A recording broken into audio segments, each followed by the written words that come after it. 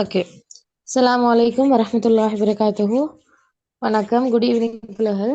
Okay, அப்போ நாம என்ன செய்யறோம்னா, இந்த 1 month ப்ராஜெக்ட் கிளாஸ்ல ஒவ்வொரு நாளும் என்ன செய்யறோம், 5 மணிக்கு இந்த பாஸ் பேப்பர் பார்த்துட்டு போறோம். என்ன அதோட இலக்கண கேள்விகள் எல்லாம் பார்த்துட்டு போறோம். அதுல நம்ம லாஸ்டாக பார்த்த பேப்பர் பிள்ளைகள் 2018ஆம் ஆண்டு பேப்பர், அப்படித்தானே? இன்றைக்கு 2019ஆம் ஆண்டு பேப்பர் செய்யணும். ஓகே, செஞ்சுட்டு வந்திருப்பீங்கன்னு நினைக்கிறேன். இதுக்கு முன்னையும் நான் இந்த பேப்பர்ல சில பகுதிகள் எக்ஸ்பிளைன் பண்ணிக்கிறேன். இப்போ ப்ரொஜெக்ட்ல நம்ம பார்த்து கொண்டு போவோம். சரி, ஓகே, பார்ப்போமே. சரி, ஓகே ஓகே, கேள்விக்குள்ள போவோம் பிள்ளைகள். பாருங்க, எல்லா வினாக்களுக்கும் விடை தருக. ஒவ்வொரு கூற்றுக்கும் கீழே 5 விடைகள் தரப்பட்டுள்ளன. அவற்றுள் மிக பொருத்தமான விடையை தெரிந்து அதன் இலக்கத்தை அடைப்பு குறிக்குள் எழுதுக. சரியா? கட்டாயம் தலைப்பை வாசிச்சுட்டு கேள்விக்குள்ள போகணும். சரி, பாருங்க பிள்ளைகள், முதலாவதாக கேட்டிருக்கிறாங்க, பின்வருவனவற்றுள் இதழ் குவி உயிர் என்று கேட்டிருக்கிறாங்க. அதாவது உங்ககிட்ட இதழ் குவிந்த உயிர் இந்த 5 ஆன்சர்லயும் எது என்று கேட்கிறாங்க. என்ன ஆன்சர் வரும்?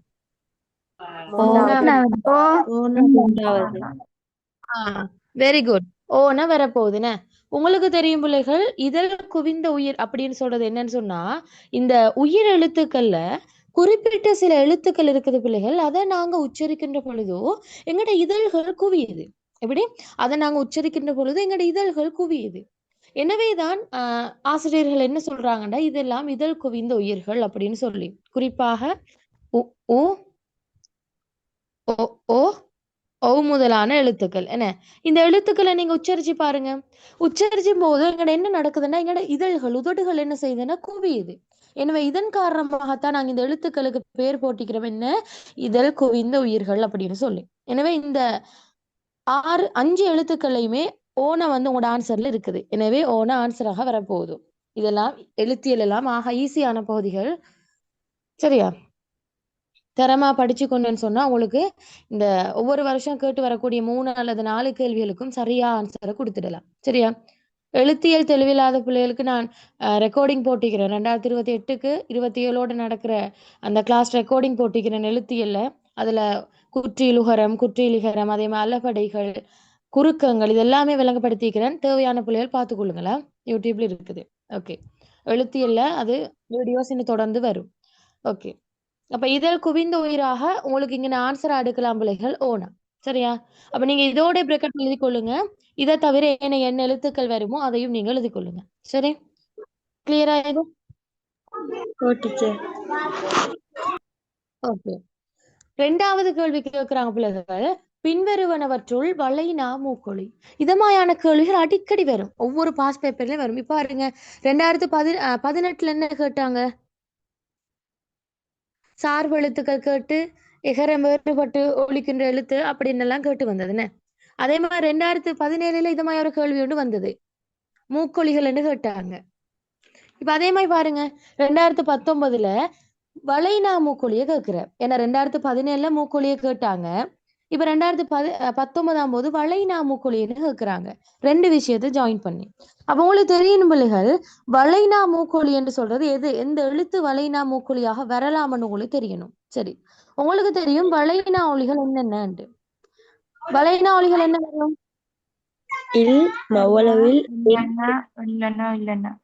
என்னன்னா மவலவல் கால் இல்லைன்னா. Very good. அதாவது பிள்ளைகள் வளைனா ஒலிகளாக நாம இந்த 4 எழுத்துக்களையும் சொல்லுவோம். என்ன? இட்டன்னா, 3 சொல்லி இன்னன்னா, மௌலகர் இல்லைன்னா, கால் இல்லைன்னா. ஏன்னா இந்த 4 எழுத்துக்களையும் உச்சரிக்கின்ற பொழுது எங்க நாக்கு என்ன செய்யுதாம், வளைந்த வகையில தான் ஒலிக்கப்படுதாம். எனவே இதுக்கு நாங்க சொல்றோம் வளைனா ஒலி என்று. கேள்வி நோக்கம் நல்லா நுணுக்கமா பார்த்தா பிள்ளைகள், உங்ககிட்ட வளைனா ஒலிய மட்டும் கேட்க இல்லை, நீங்க எடுக்கிற ஆன்சர் வளைனா ஒலியாகவும் இருக்க வேணுமாம், அதே மாதிரி மூக்கொலியாகவும் இருக்க வேணுமாம். அப்ப நீங்க பார்க்கணும் மூக்கொலியாக வரக்கூடிய எழுத்துக்கள் என்னென்னு. பிள்ளைகள், நாங்க மூக்கொலி என்று சொல்றது என்ன எழுத்துக்களுக்கு? இந்த அஞ்ஞான நமன என்று சொல்ற மெல்லின எழுத்துக்களுக்கு தான் நாங்க மூக்கொலிகள் அப்படின்னு சொல்லுவோம். சரியா? இப்ப நீங்க பாருங்க, எந்த எழுத்து வளைனா ஒலிகளுக்குள்ளேயும் இருக்குது, மூக்கொலிகளுக்குள்ளேயும் இருக்குதுன்னு பாருங்க. அந்த எழுத்து தான் இப்ப ஆன்சராக வரப்போகுது.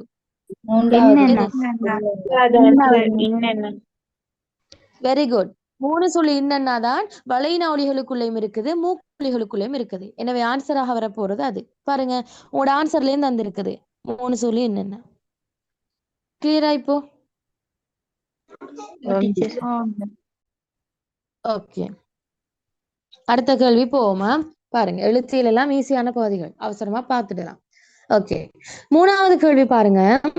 பின்வருவனவற்றுள் சொல்லிடையில் ஈ என்ற மெய்யெழுத்தை அடுத்து மயங்கக்கூடிய எழுத்து எதுன்னு கேட்கிறாங்க. அதாவது பிள்ளைகள், இது மெய் மயக்கத்துல கேட்டிருக்குது. உங்களுக்கு கேக்குறாங்க, சொல்லிட இடையில ஈயன்னா வந்து அந்த ஈயன்னாக்கு பக்கத்துல மயங்கக்கூடிய எழுத்து எதுவாக இருக்கலாம் என்று கேட்கிறாங்க. அப்ப நீங்க என்ன குழம்பக்கூடா, ஐயோ நாம் இது இப்படி படிக்க இல்லையே, தனி ஒவ்வொரு எழுத்துக்கும் நாம் படிக்க இல்லைன்னு குழம்பக்கூடா. இந்த மாதிரியான கேள்விகளுக்கு பிள்ளைகள் சாதாரண உங்களோட அறிவை கொண்டு யூஸ் பண்ணி உங்களுக்கு கேள்வி எடுத்துடலாம். இவங்க கேட்கிறாங்க, ஈயன்னாக்கு பிறகு வரக்கூடிய எழுத்து எதுவாக இருக்கலாம்னு கேட்கிறாங்க. அப்ப என்ன செய்யணும்?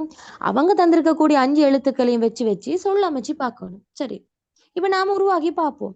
பிள்ளைகள், ஈயன்னாவை அடுத்ததாக இட்டனா வரக்கூடிய வகையில ஒரு சொல்லு அமைச்சு பாருங்க.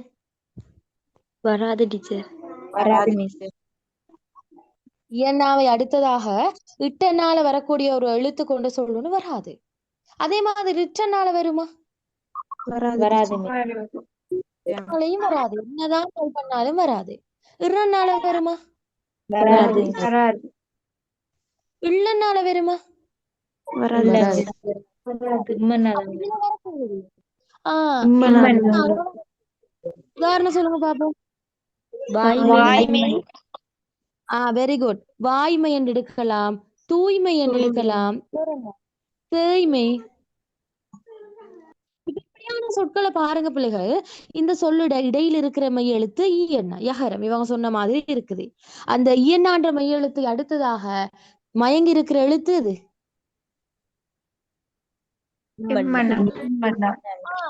இம்மன்னாட குடும்பத்தை சேர்ந்த ஒரு எழுத்து. இங்க மெய்ய இருந்தாலும் கூட மெய்யன்றது எந்த எழுத்து, எதிர குடும்பம்? இம்மன்னாட குடும்பம். எனவே உங்களுக்கு சொல்லலாம் பிள்ளைகள், இயன்னாவை அடுத்து மயங்கக்கூடிய ஒரு எழுத்து எதுன்னு சொன்னா அதுவும் வந்து சொல்லலாம். விளங்கினதா? இப்ப இந்த உதாரணம் எல்லாம் எழுதி கொள்ளுங்க. இந்த கேள்வி கிளியரா?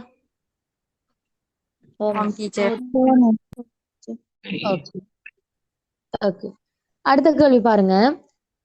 பின்வருவனவற்றுள் தோன்றல் விகாரம் இடம்பெற்றுள்ள சொல். ஓகே, உங்களுக்கு தெரியும் பிள்ளைகள், புணர்ச்சியில 2 வகையான புணர்ச்சி இருக்குது. ஒன்று இயல்பு புணர்ச்சி, அடுத்தது விகார புணர்ச்சி. இந்த விகாரத்தை பிள்ளைகள் நாங்க 3ஆக உடைக்கிறோம். எப்படி? இந்த விகாரத்தை நாங்க 3ஆக உடைக்கிறோம்.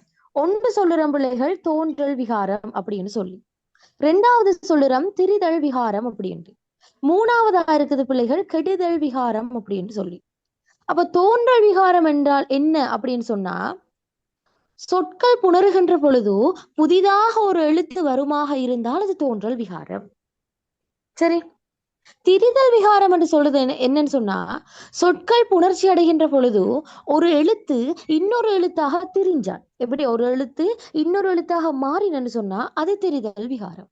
அதே மாதிரி கெடுதல் விகாரம் என்று சொல்றது என்னண்டா, புணர்ச்சியின் பொழுது ஒரு எழுத்து இல்லாமல் போனண்டா, அவர் கெட்டு போயிட்டுன்னு சொன்னா அதுக்கு நாம சொல்வோம் கெடுதல் விகாரம் அப்படின்னு சொல்லி. எனவே உங்ககிட்ட கேள்வியா கேட்டது தோன்றல் விகாரம். அப்ப நீங்க பார்க்கணும், சொல் புணர்ச்சியின் பொழுது புதிதாக ஒரு எழுத்து தோன்றி இருக்குதா இல்லையான்றதை பார்க்கணும். சரி, ஓகே, நாம பிரிச்சு பார்ப்போம். முதலாவதாக தந்திருக்காங்க பிள்ளைகள் கல்லால் என்றது. கல்லால் என்றது எந்த 2 சொற்கள் சேர்ந்து உருவாகினது?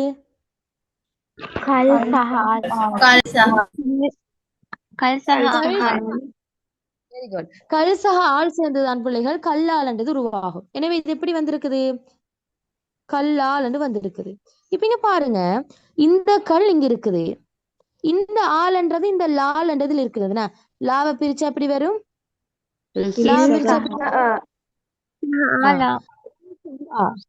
எனவே இந்த ஆள் என்றது ஓகே இங்க இருக்குது, இந்த கல் என்றதும் இங்க இருக்குது. அப்ப இவர் யாரு பிள்ளைகள்? Very good. இவர் யாருன்னு சொன்னா இவரு தான் புதிதாக வந்த ஆள் இதுக்குள்ள. எனவே இதுக்கு நாம சொல்லுவோம் புதிதாக ஒரு எழுத்து தோற்றம் பெற்றிருக்குது. எனவே இது இந்த வகையான புணர்ச்சி தான் பிள்ளை நாம சொல்லுறோம் தோன்றல் விகாரம் அப்படின்னு சொல்லி. விளங்கினதா? Okay, okay. அடுத்தது பாருங்க, வாசலால். இப்ப வாசலால்ன்றத எடுத்தா பிள்ளைகள் இது எப்படி உருவாகும்? வாசல் என்ற நிலைமொழியும் ஆளுண்ட வரிமொழியும் சேர்ந்து வந்திருக்குது. இப்ப என்ன நடந்ததுன்னு சொன்னா, இந்த வாசலால்ன்றது சேரும் பொழுது, வாசலோட ஆள் என்ற உறுப்பு சேரும் பொழுது என்ன நடந்திருக்குதுண்டா, இந்த இல்லன்னா போய் சேர்ந்திருக்குது யாரோட? ஆவண்ணாவோட சேர்ந்திருக்குது. உங்களுக்கு தெரியும், இள்ளும் ஆவும் சேர்ந்தால் லாவாகது உருமாறும். எனவேதான் வாசலாலன்னு மாறி இருக்குது. இப்ப நீங்க இந்த இடத்துல சில பிள்ளைகள் யோசிக்கலாம், சரி இல்லன்னா ஆவண்ணாவோட சேர்ந்து லாவாக மாறி இருக்குதே, எனவே இது மாறி இருக்குதுன்றதால திரிதலாக இடிக்கலும் அப்படின்னு யோசிக்கலாம். இது திரிதலா பிள்ளைகள்? Very good. இது இயல்பு புணர்ச்சி. ஏனென்றால் இல்லண்டது ஆவோட சேர்ந்தா இயல்பாக எது உருவாக்கும்? உருவாக்கும். எனவேதான் இது இயல்பு. இதுல எந்த விதமான மாற்றங்களும் நடந்ததில்லை என்று சொல்லுவோம். அப்ப இது கிளியரா? ஓகே. அடுத்தது பாருங்க, கதவால். கதவால் என்றது பிள்ளைகள் கதவு என்ற சொல்லோட ஆள் என்ற சொல் சேர்ந்து உருவாகினதுதான் கதவால். இப்ப இதுல என்ன நடந்திருக்குதுண்டா, சொல் புணரும் பொழுதோ இந்த ஊனா இருக்குது தானே, இந்த ஊனான்றது இப்சக ஊ சேர்ந்துதான் பூ. ஆனால் இந்த புணர்ச்சியின் பொழுது என்ன நடந்திருக்குதுண்டா, இந்த ஊனால் இருக்கிற ஊனா இல்லாமல் போய் இந்த இவ்வண்ணை மட்டும் தானே. இந்த இவ்வண்ணை யாரோட சேர்ந்திருக்குதுண்டா, ஆனாவோட சேர்ந்திருப்பாரு. இல்லைங்கதா? பூனான்றது இவ்வு மூவும் சேர்ந்ததுதான் பூ. அதுல ஊனை இல்லாமல் போனா பிள்ளைகள் இப்ப அப்பாரு இவ்வளவு காலம் ஊனாவோடு இருந்தது, இப்ப ஊனை இல்லை. அவனால் யாரோட சேரணும்? இன்னொருத்தரோட சேரணும். எனவே தனக்கு பக்கத்தில் இருக்கிற ஆனாவோட சேர்ந்துட்டாரு. எனவே இவ்வண்ண ஆனாவோட சேர்ந்தால் வாவாக மாறும். எனவே கதவு சக ஆள்ன்றது கதவாலாக மாறி இருக்குது. இல்லைங்கதா? இது என்ன புணர்ச்சி டீச்சர்? என்ன புணர்ச்சி மிஸ்? இதுக்கு கேள்வி கேட்கலாம் பிள்ளைகள். இந்த வகையான புணர்ச்சி உகரம் கெட்டு புணர்ந்த சொல்லுக்கு உங்களுக்கு இதை கொடுக்கலாம். உகரம் கெட்டு புணர்ந்த சொல்லுக்கு இதை கொடுக்கலாம். விளங்கினதா?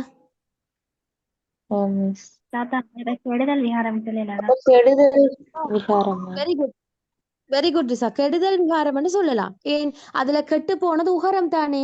அந்த கெடுதல் விகாரத்துக்குள்ளதான் நாம படிக்கிற உகரம் கெட்டு புணர்ந்த சொல் அப்படின்னு சொல்லி. சரியா? ஏன்னா கெடுதல் ஒன்று நடந்திருக்குது, உகரம் கெட்டு போயிருக்குது. விளங்கினதா?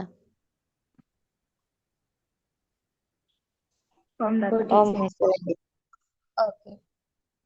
அடுத்தது பாருங்க, காற்றால். காற்றால்ன்றதை பாருங்க, காற்று சக ஆழ்தான் பிள்ளைகள் என்ன உருவாகுது? காற்றாலன்றது உருவாகும். காற்றாலன்றது உருவாகும். ஓகே. இப்ப இதுல காற்றுன்றது பிள்ளைகள் எந்த வகையான சொல்?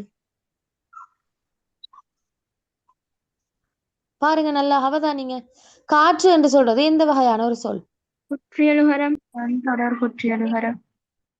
Very good. வன்தொடர் குற்றியலுகரம் என. Very good. வன்தொடர் குற்றியலுகர சொல் தான் பிள்ளைகள் காற்று. ஏன், இற்ற நாண்ட வல்லினமையை அடுத்ததாக குசுடு துகுருல ஒரு எழுத்து வந்திருக்குது.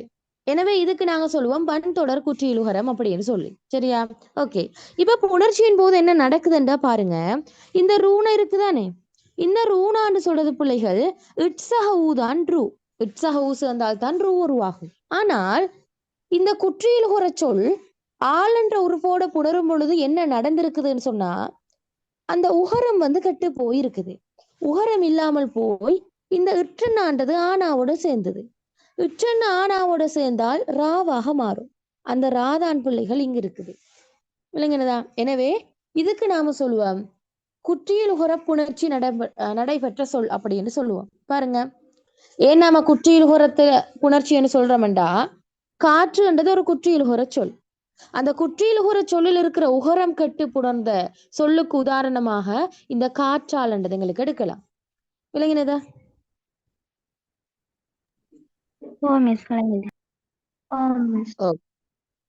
ஓகே. அடுத்தது பாருங்க, நாக்கால். நாக்குன்றதும் அப்படித்தான் பிள்ளைகள் குற்றியலுகரம் கட்டு புணர்ந்த சொல்லாக நாம சொல்லுவோம். நாக்கு சகால் தான் நாக்கால். அப்ப அந்த நாக்கள் இருக்கக்கூடிய இந்த ஊனா, உற்சக ஊதானே ஊனா, அந்த ஊனா இல்லாமல் போய் இந்த இக்கண்ணா யாரோட சேர்ந்திருக்குது? ஆவண்ணாவோட சேர்ந்திருக்குது. இக்குமாவும் சேர்ந்தா பிள்ளைகள் காவாக மாறும். எனவே கூக்கு பதில் கா வரப்போகுது. இது நாக்காலாக மாறி இருக்குது. எனவே இங்க கெடுதல் தான் நடந்திருக்குது. இங்க தோன்றி இருக்குதா புதிதாக எழுத்துக்கள்? இல்ல டீச்சர். எனவே இது ஆன்சராக வராது. அப்ப தோன்றல் விகாரம் இடம்பெற்ற சொல்லுது என்று கேட்டால் கல்லால் என்பதுதான் வரும்.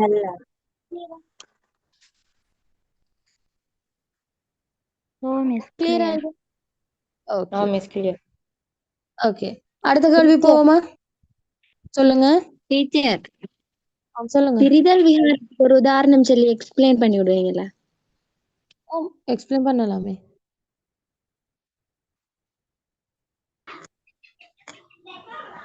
மரம் எடுக்கலாம். Very good. மரமும் எடுக்கலாம். சரி, இங்க பாருங்க போல முள் சக செடி என்று எழுதுறேன். முள் என்றது நிலைமொழி, செடி என்றது வருமொழியா எடுத்திருக்கிறேன். சரி, இந்த முள் என்றது செடியோட இந்த சொல்லோட சேர்ந்தனா எப்படி உருவாகும்? முட்செடி. Very good. முட்செடியாக மாறுது. இப்ப என்ன நடந்திருக்குதுண்டா, புணர்ச்சியின் பொழுது இவ்வளோ நேரமும் கால் இல்லானாவாக இருந்த இவரு செடியோட போய் சேர்ந்து புணர்ச்சி நடந்ததால எந்த எழுத்தாக மாறி இருக்குது? இட்டனாவாக மாறி இருக்குது. எனவே இவ்வளோ நேரமும் இல்லண்ட எழுத்து இப்ப புணர்ச்சியின் பொழுது இட்டாக மாறிட்டாரு. எனவே இதுக்கு தான் நாம சொல்லுவோம் திரிதல் விகாரம். ஒரு எழுத்து இன்னொரு எழுத்தாக மாறுதல் தாம்புலைகள் நாங்க திரிதல் விகாரம் அப்படின்னு சொல்லுறோம். விளங்கினதா? ஓகே, சரி, அடுத்த கேள்வி பாருங்க. சரி, இப்ப நான் ஏற்கனவே சொல்லி தந்தேன் என்ன, குற்றியலுகரம் கெட்டு புணர்ந்த சொல்லுண்டு. அதே கேள்வி தான் 5வதுக்கும் சொல்லி தந்திருக்குது. பாருங்க, பின்வருவனவற்றுள் குற்றியலுகரம் கெட்டு புணர்ந்த சொல். ஓகே, எனக்கு சொல்லுங்க பாப்போம், என்ன ஆன்சர் வரலாம்? 5வது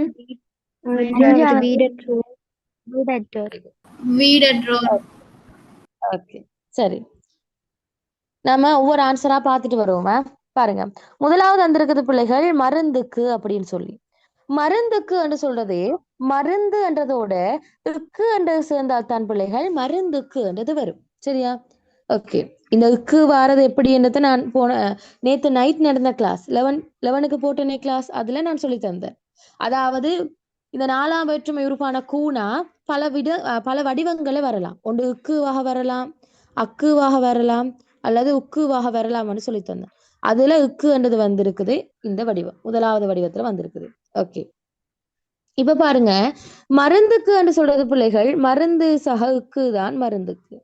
சரி, இப்ப நீங்க பார்க்கணும், உங்ககிட்ட கேட்டது குற்றியலுகரம் கெட்டு புணர்ந்த சொல். அப்ப நீங்க கட்டாயம் பார்க்கணும் அதுல தந்திருக்கக்கூடிய சொல் ஒரு குற்றியலுகர சொல்லா, நிலைமொழியாக வந்திருக்கக்கூடிய சொல் குற்றியலுகர சொல்லா இருக்குதான்னு பார்க்கணும். அப்படி இல்லைன்னா உங்களோட ஆன்சர் பிள்ளை.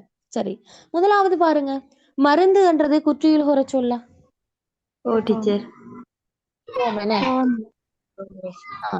மென்தொடர் குற்றியலுகரத்துக்குள்ள. Very good. ஓகே, மென்தொடர் குற்றியலுகரத்துக்குள்ள வரப்போகுது. இப்ப நீங்க பாருங்க, இந்த குற்றியலுகரத்தில் இருக்கிற இந்த உகரம் கெட்டுத்தானா வந்திருக்குது, கெட்டுத்தானா புணர்ந்திருக்குதுன்னு பாருங்க. மருந்து சகுக்கு என்றது மருந்துக்கு வாக மாறி இருக்குது. அப்ப இந்த தூணால இருக்கிற உகரம் கெட்டு போயிருக்குதா? அதே தூணா எந்த விதமான மாற்றமும் இல்லாம அப்படியே இருக்குது. எனவே எங்களுக்கு சொல்லலாம் இங்க குற்றியலுகரம் கெட்டு போக இல்லை என்று சொல்லலாம். எனவே இது ஆன்சராக வரையாது. சரியா? அது கிளியரா?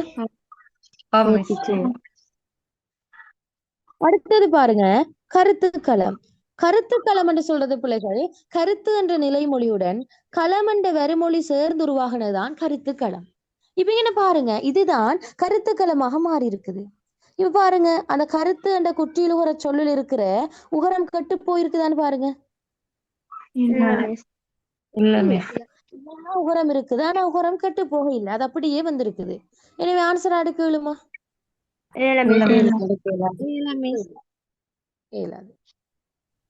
அடுத்தது பாருங்க, வீட்டுக்காரர். வீட்டுக்காரர் என்று சொல்றது பிள்ளைகள் எந்த 2 சொற்கள் சேர்ந்து உருவாகினது?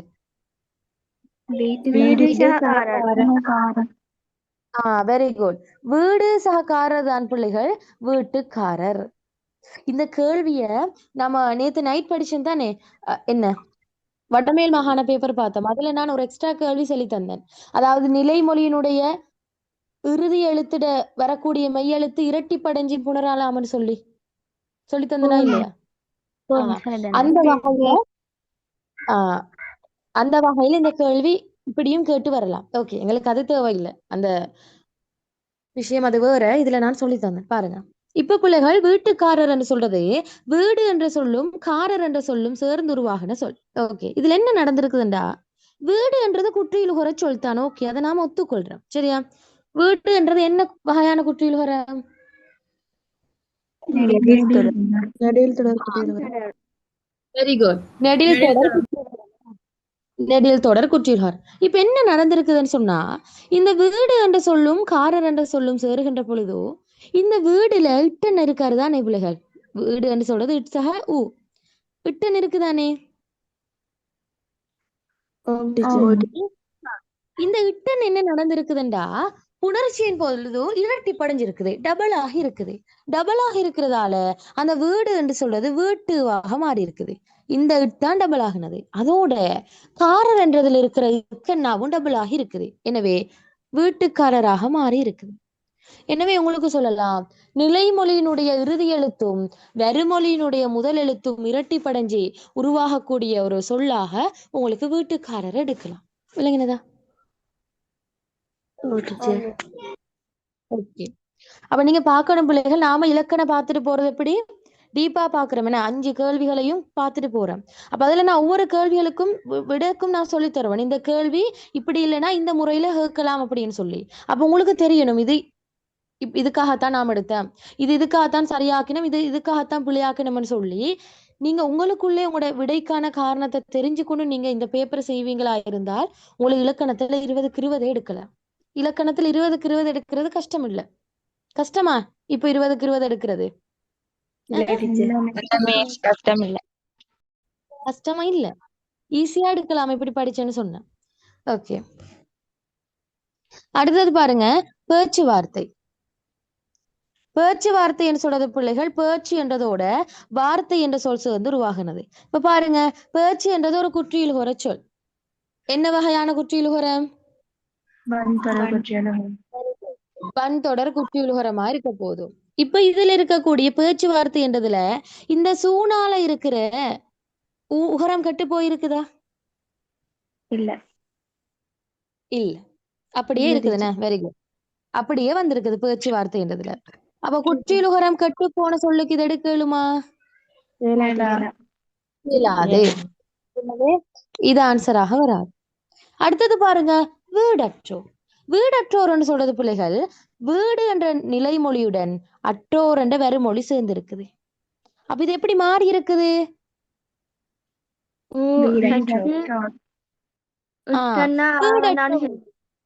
வெரி குட், வீடற்றோர்னு வந்திருக்குது. இப்ப நல்லா அவதானிங்க, இந்த வீடு என்றது பிள்ளைகள் இட்ஸாக ஊ சேர்ந்துதான் டூவாக மாறும். இப்ப என்ன நடந்திருக்குண்டா, புணர்ச்சியின் பொழுதோ டூல இருக்கிற அந்த ஊனா இல்லாமல் போய் அந்த இட்டனா மட்டும் மிஞ்சி இருப்பாரு தானே, அவர் என்ன செஞ்சிட்டா, இவரோட போயிட்டு ஜாயின் பண்ணிட்டாரு. ஊனை இல்லாமல் போனா எட்டுக்கு சேர்றதுக்கு ஆள் இல்லை. அப்ப அவர் இன்னொரு ஆளை பார்க்கணும். எனவே அவர் என்ன செஞ்சாரு, ஆனாவோட போய் சேர்ந்துட்டாரு. எனவே இட்ஸஹா டாவாக மாறி இருக்குது. அந்த டாதான் பிள்ளைகள் இங்க இருக்குது டா. விளங்குனதா? எனவே வீடு என்ற குற்றியலுகர சொல்லில் இருக்கிற உகரம் கெட்டு புடந்த சொல்லுக்கு எங்களுக்கு இந்த 5வது ஆன்சர் எடுக்கலாம். பாருங்க, உணை இல்லாமல் போயிருக்குது. விளங்குனதா? ஓகே, எனவே இதற்கான சரியான ஆன்சர் வீடற்றோராக வரப்போகுது. ஓகே, அது எல்லாத்தையும் சரியா? Okay okay. 6வது கேள்வி பாருங்க, பின்வருவனவற்றுள் இப்ப நிறைய புணரியல கேள்வி கேட்டுட்டு வரான் பாருங்க. தோன்றல் விகாரம் கேட்டான், குற்றியலுகரம் புணர்ச்சி கேட்டான். இப்ப புணர்ச்சியில 6வது கேள்வி வருது. அப்ப எழுத்தியல் புணரியல் கட்டாயம் நீங்க பார்க்க வேணும். நம்ம 2015 பார்த்துட்டு வரேன். புணர்ச்சி என்றது ஒவ்வொரு ஆண்டுலையும் ரிப்பீட்டாக கேட்கப்பட்ட ஒரு வினா. எனவே அதுக்கான முக்கியத்துவத்தை கொடுத்து கொள்ளுங்களேன். ஓகே, 6வது கேள்வி பாருங்க, பின்வருவனவற்றுள் புணர்ச்சியின் போது நிலைமொழி ஈற்று வல்லினம் இரட்டித்து புணர்ந்த சொல். ஓகே, இப்படி சொல்லும் போது பிள்ளைகள் நீங்க கொஞ்சம் எழுதிக்கொள்ளணும். நிலைமொழி வருமொழி நான் பாக்ஸ் போட்டு காட்டுறேன் தானே உங்களுக்கு எக்ஸ்பிளைன் பண்ணும்போது அது மாதிரி நீங்களும் எழுதி பாருங்க அப்பதான் உங்களுக்கு விளங்கும். இலக்கணம்ன்றது என்னது டிப்ஸும் செய்முறைகளோட செய்யக்கூடியது ஒன்றுதான் ஈஸியானது. அப்ப உங்ககிட்ட கேக்குறாங்க நிலைமொழியீற்று வல்லினம். சரி, நிலைமொழி என்றது முதலாவது வரக்கூடியது, வருமொழி என்றது இரண்டாவது வரக்கூடியது. வருமொழி எங்களுக்கு கணக்கு தேவையில்லை, சொல்ல இல்லையே. பாருங்க, நிலைமொழியீற்று வல்லினமா. அப்போ நிலைமொழியாக வரக்கூடிய சொல்லிட இறுதி எழுத்து என்ன எழுத்தா இருக்க வேணும்? வல்லினமாக இருக்கணும். ஒரு வல்லின, வெரி குட், ஒரு வல்லின எழுத்தா இருக்க வேணும். அந்த வல்லின எழுத்து இந்த வருமொழியோடு சேருகின்ற பொழுதோ இரட்டிப்படையவும் வேணுமா? இதுதான் கேள்வி. விளங்கினதா கேள்வி? அவ்வளவுதான். முதலாவது பாருங்க, பாட்டு பாடு. பாட்டு பாடு என்று சொல்றது பிள்ளைகள், பாட்டு என்ற சொல்லும் பாடு என்ற சொல்லும் சேர்ந்துதான் பாட்டு பாடு என்றது உருவாகி இருக்குது. சரி, ஓகே. இப்ப இது எப்படி உருவாகி இருக்குது சேர்ந்து? பாட்டு பாடு. இப்ப பாருங்க, பாட்டு என்றது நிலைமொழி அப்படியே இருக்குது, பாடு என்றது அப்படியே இருக்குது. இடையில எந்த எழுத்து இரட்டி படைஞ்சிருக்குது?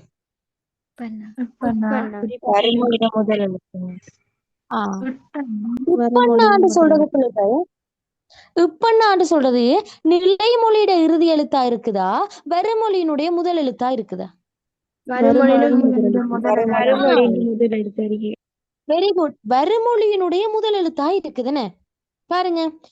டூல இருக்கிற வல்லினம் இட்டண்ணா, பால் இருக்கிற வல்லினம் உப்பண்ணா. அப்ப உப்பண்ணான்றது வருமொழியிட முதல் எழுத்தா இருக்கிறது.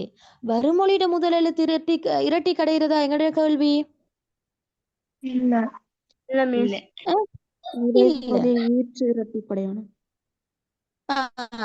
நிலைமொழியினுடைய இறுதி எழுத்து தான் நாம இரட்டிப்படையணும். அவங்க என்ன நடந்திருக்குன்னு சொன்னா வருமொழியினுடைய முதல் எழுத்து இரட்டிப்படைஞ்சிருக்குது. எனவே இது ஆன்சராக எடுக்கலாம். இது கிளியரா? ஓகே, அடுத்த கேள்வி பார்ப்போமா? பாருங்க, வெட்டி பேச்சுன்னு வந்திருக்குது.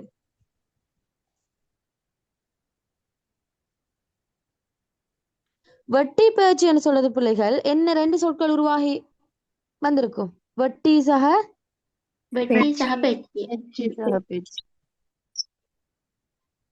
கேள்விப்பட்டிருக்கீங்களா? வெட்டி பேச்சு, அதுக்கு அடுத்து என்ன சொல்லுவோம் நாம?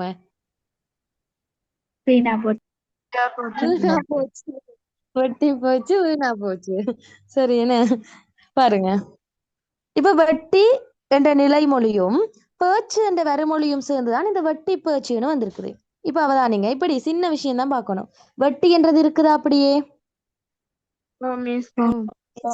பேச்சு அப்படியே தூக்குங்க, பேச்சு இருக்குது. அப்ப இடையில இரட்டி படைஞ்ச எழுத்து எது? இந்த உப்புன்றது பிள்ளைகள் நிலைமொழியினுடைய எழுத்தா அல்லது வருமொழியினுடைய எழுத்தா? முதல் எழுத்து. எங்ககிட்ட கேள்வி என்ன கேட்டாங்க? நிலைமொழியினுடைய இறுதி எழுத்தான இரட்டி படையணும். ஆனா இங்க என்ன நடந்திருக்குது? வருமொழியினுடைய முதல் எழுத்து. எனவே இது ஆன்சராக வரையிலுமா?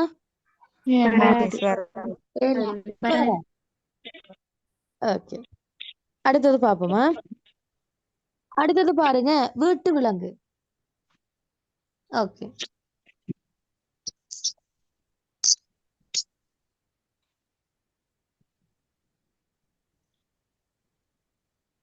வீட்டு விலங்குன்னு சொல்றது பிள்ளைகள் வீடு என்ற நிலைமொழியும் விலங்கு என்ற வருமொழியும் சேர்ந்து உருவாகினதுதான் வீட்டு விலங்கு. சரியா? இது இப்படித்தான் உருவாகி இருக்குது. ஓகே, இப்ப பாருங்க, இங்க என்ன நடந்திருக்குதுண்டா விலங்குன்றது அப்படியே புணர்ச்சி அப்படியே விலங்கு அப்படியே இருக்குது. ஓகே, இந்த வீடு என்ற நிலைமொழிக்குள்ளதான் ஒரு மாற்றம் நடந்திருக்குது.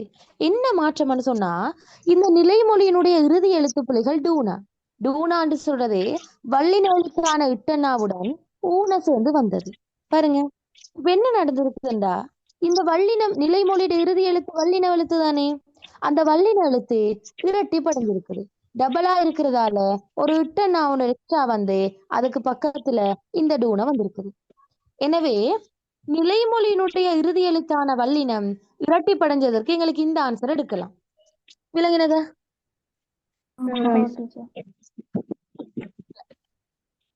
அதுல என்ன சரி டவுட் இருக்குதா? இல்ல மிஸ். Very good. 4வது பாருங்க பிள்ளைகள், காட்சி பிரமாணம். காட்சி பிரமாணம் சொல்றது காட்சி என்ற நிலைமொழியும் பிரமாணம் என்ற வறுமொழியும் சேர்ந்து உருவாகிறதுதான் காட்சி பிரமாணம். சரி, இது என்ன நடந்திருக்குதுண்டா, புணர்ச்சி பட்டு இப்படி வந்திருக்கு.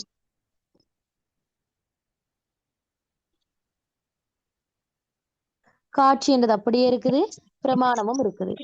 அப்ப இதுல புதிதாக இரட்டிப்படைஞ்ச எழுத்துது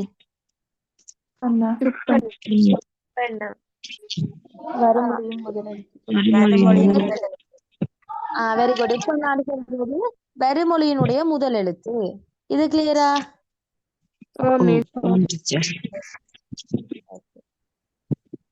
அடுத்தது பாருங்க, கொட்டு மேளம். கொட்டு மேளம் என்று சொல்றது பிள்ளைகள், கொட்டு சக மேளம் தான் என்ன? கொட்டு மேளம். இது அப்படியேதான் வந்திருக்குது. இதுல மாற்றங்கள் நடந்திருக்குதா? இது இயல்பாக வந்திருக்குது. எனவே நிலைமொழியினுடைய இறுதி எழுத்தான வல்லினம் இரட்டிப்படைஞ்சதற்கான சரியான ஆன்சர் வீட்டு விலங்கு. எல்லாரையும் சரியா? ஓகே, சரி. நம்ம 7வது கேள்விக்கு போவோம். பாருங்க, 7வது கேள்வி கேட்டிருக்குது. பின்வருவனவற்றுள் வந்தேன் என்ற சொல்லின் ஏன் விகுதி உணர்த்தும் பொருள். ஓகே, இது நான் பல பேப்பர்ல காட்டி கொண்டிருக்கிறேன்.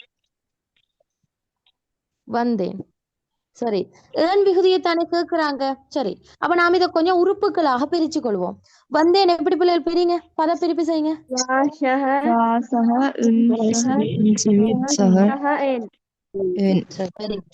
வந்தேன். ஓகே, இதுல வா என்பது பகுதி, ஏன் என்பது விகுதி.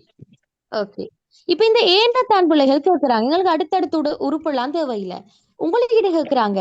இந்த ஏன் என்ற விகுதியை வச்சு உங்களுக்கு என்னென்ன விஷயங்கள் இதுல பார்க்கலாம். வந்தேன் என்ற சொல்லில் இருக்கிற ஏன் என்ற விகுதியை வச்சு உங்களுக்கு என்னென்ன விடயங்களை பார்க்கலாம்னு கேட்கிறாங்க. ஓகே, சரி. முதலாவது பாருங்க, திணையும் பாலும். ஓகே பிள்ளைகள், ஏன் என்ற விகுதியை வச்சு உங்களுக்கு திணை பார்க்கலாமா?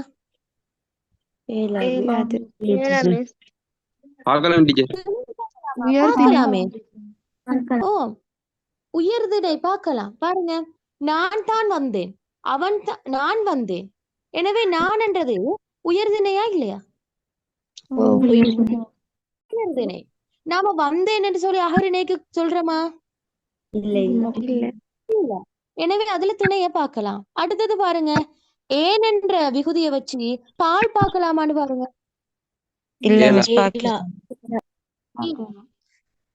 ஏன் என்ற விகுதியை வச்சு பால் பார்க்க முடியாது, விளங்கினதா? ஆனால் வந்தேன் என்றதுல பிள்ளைகள் விகுதி ஏன் என்று தானே வந்திருக்குது. இந்த ஏனை வச்சு பால் பார்க்க இயலாது தான். ஆனால் பொதுவாக விகுதிகள் பாலை காட்டும். எப்படி? உதாரணமாக இங்கு வந்தேன் என்றதுக்கு பதிலாக வந்தால் என்று தந்தால் அங்க விகுதியாக வரக்கூடியது ஆள். இந்த ஆள் விகுதியை வச்சு உங்களுக்கு பார்க்க இயலுமா பால் என்றது?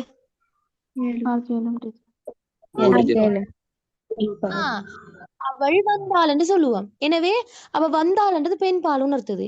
இதுவே இந்த இடத்துல ஆண் என்ற விகுதி வந்திருந்தால் அது ஆண் பால் உணர்த்துது. என்ன?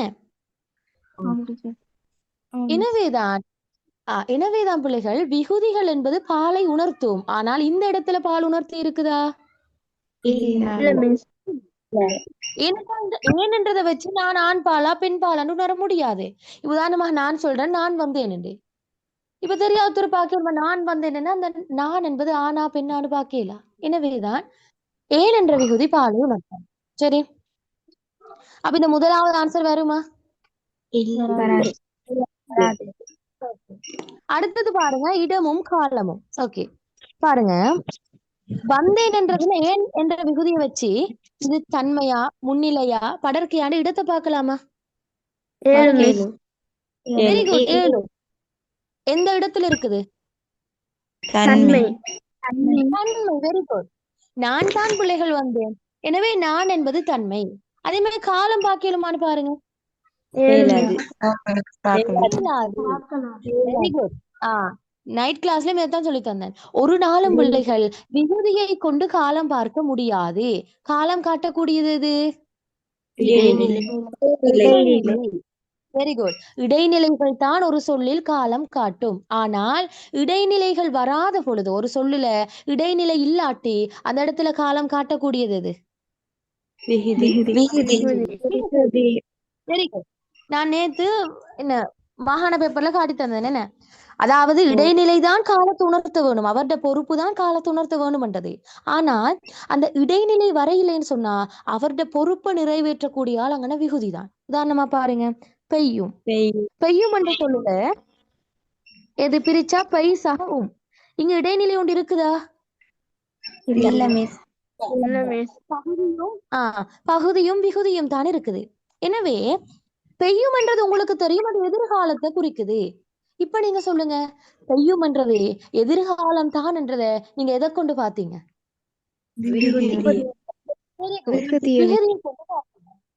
விகுதியை கொண்டு பாத்தீங்க. எனவேதான் பிள்ளைகள் சில சொற்கள்ல இடைநிலைகள் வராத பொழுது காலத்தை உணர்த்துவது விகுதி, ஆனால் சாதாரண நிலைகளில் காலத்தை உணர்த்துவது எது? இடைநிலைகள். இடைநிலை. எனவே இந்த இடத்துல இப்ப வந்தேன் என்றதுல ஏனென்றதாக காலத்தை உணர்த்துது? இல்ல. அதுக்கு வந்து கால இடைநிலை இருக்குது, என்ற கால இடைநிலை தான் காலத்தை உணர்த்தும். எனவே 2வது ஆன்சரும் வராது. ஓகே, 3வது பாருங்க, என்னும் இடமும். என்று சொல்றது பிள்ளைகள் இந்த ஒருமை பன்மையை தான் நாம என்று சொல்லுறோம். சரி, ஓகே. இப்ப பாருங்க, நான் வந்தேன், என் உணர்த்தப்படுதா? உணர்த்தப்படுது. வந்தேன் என்றதுல இந்த ஏன் என்றது ஒருமைதான் என்றதை காட்டுது. அதே மாதிரி இடத்தை காட்டுதா? Very good. தன்மை என்ற இடத்தை காட்டுது. எனவே இங்க என்னையும் உணர்த்தது, இடத்தையும் உணர்த்தது. ஓகே, அப்ப அது 2மே சரி. அடுத்தது பாருங்க, பாலும் இடமும். நம்ம ஆல்ரெடி பார்த்தோம், ஏன் என்றது பால் காட்டாது, ஆனா இடம் காட்டும். அடுத்தது பாருங்க, காலமும் என்னும். இந்த இடத்துல ஏன் காலம் காட்டுதா? இல்ல. ஆனா என்ன காட்டுதுன்னு. அப்ப எனவேதான் பிள்ளைகள் 2மே சரியாக கூடிய ஆன்சர் தான் நீங்க எடுக்கணும். எனவே எது சரியான ஆன்சரா வரப்போகுது? Very good. என்னும் இடமும் வரப்போகுது. அது கிளியரா? ஓகே. விகுதிகள் பெரும்பாலும் திணை, பால், எண், இடம் எல்லாத்தையும் காட்டும். சரியா? ஓகே, 8வது கேள்வி பார்ப்போம். பாருங்க, பின்வருவனவற்றுள் படர்க்கை தச்சுட்டு பெயர் எது?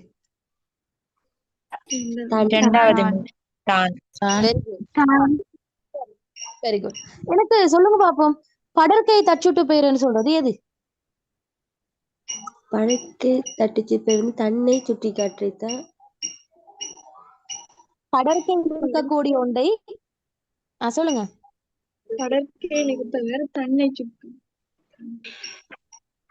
படர்க்கையில் இருக்கக்கூடிய ஒரு விடயத்தை சுட்டி காட்டுவதற்காக பயன்படுத்துகின்ற சொல் தான் படர்க்கை தச்சுட்டு பெயர். தன்னைத்தானே சுட்டி கொள்ளணும். நான் உதாரணம் எடுக்கிறேன்னா பாருங்க, அப்பா தான் வருவதாக கூறினார். Very good. இப்ப நான் ஒரு வாக்கியம் எழுதிட்டு அது ஒரு படர்க்கை தச்சுட்டு பெயரை எழுதுறேன். இப்ப அந்த புள்ள சொன்ன உதாரணத்தை எடுக்கிறேன். அப்பா அவர் வருவதாக கூறினார்.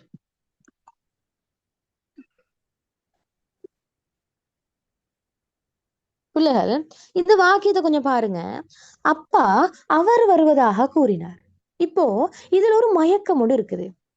ஒன்றோ நாம யோசிக்கிறோம், ஒருவேளை அப்பா வாரன்னு சொன்னாரோ, இல்லைன்னா அப்பா இன்னொருத்தர் வாரன்னு சொன்னாரோ தெரியலன்னு ஒரு மயக்கம் இருக்குது. பாருங்க, அப்பா அவர் வருவதாக கூறினார் என்றால் இங்குள்ள அவர் வந்து எவரை குறிக்குது என்றதுல ஒரு டவுட் இருக்குது.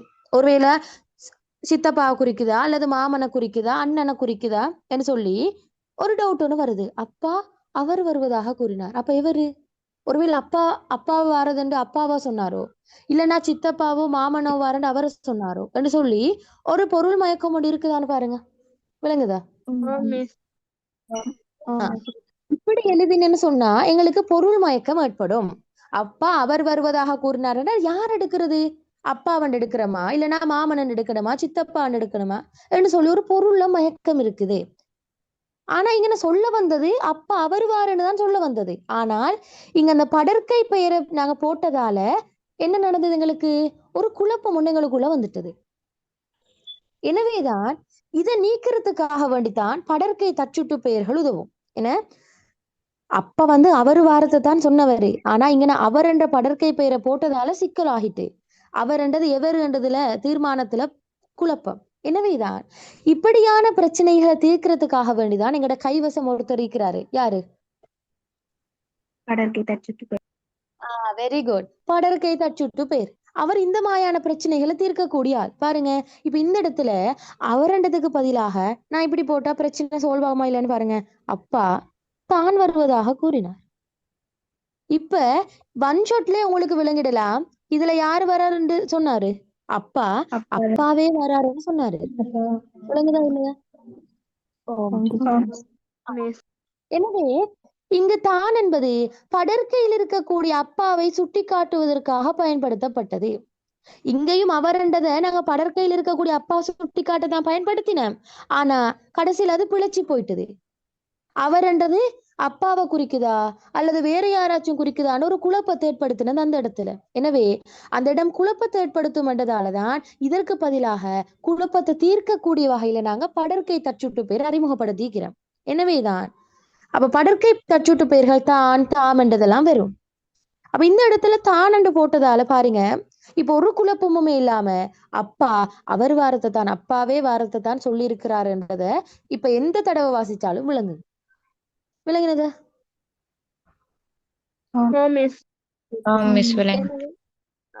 எனவே இதுக்குத்தான் நாம சொல்லுவோம் பிள்ளைகள், படற்கை தச்சுட்டு பேர்.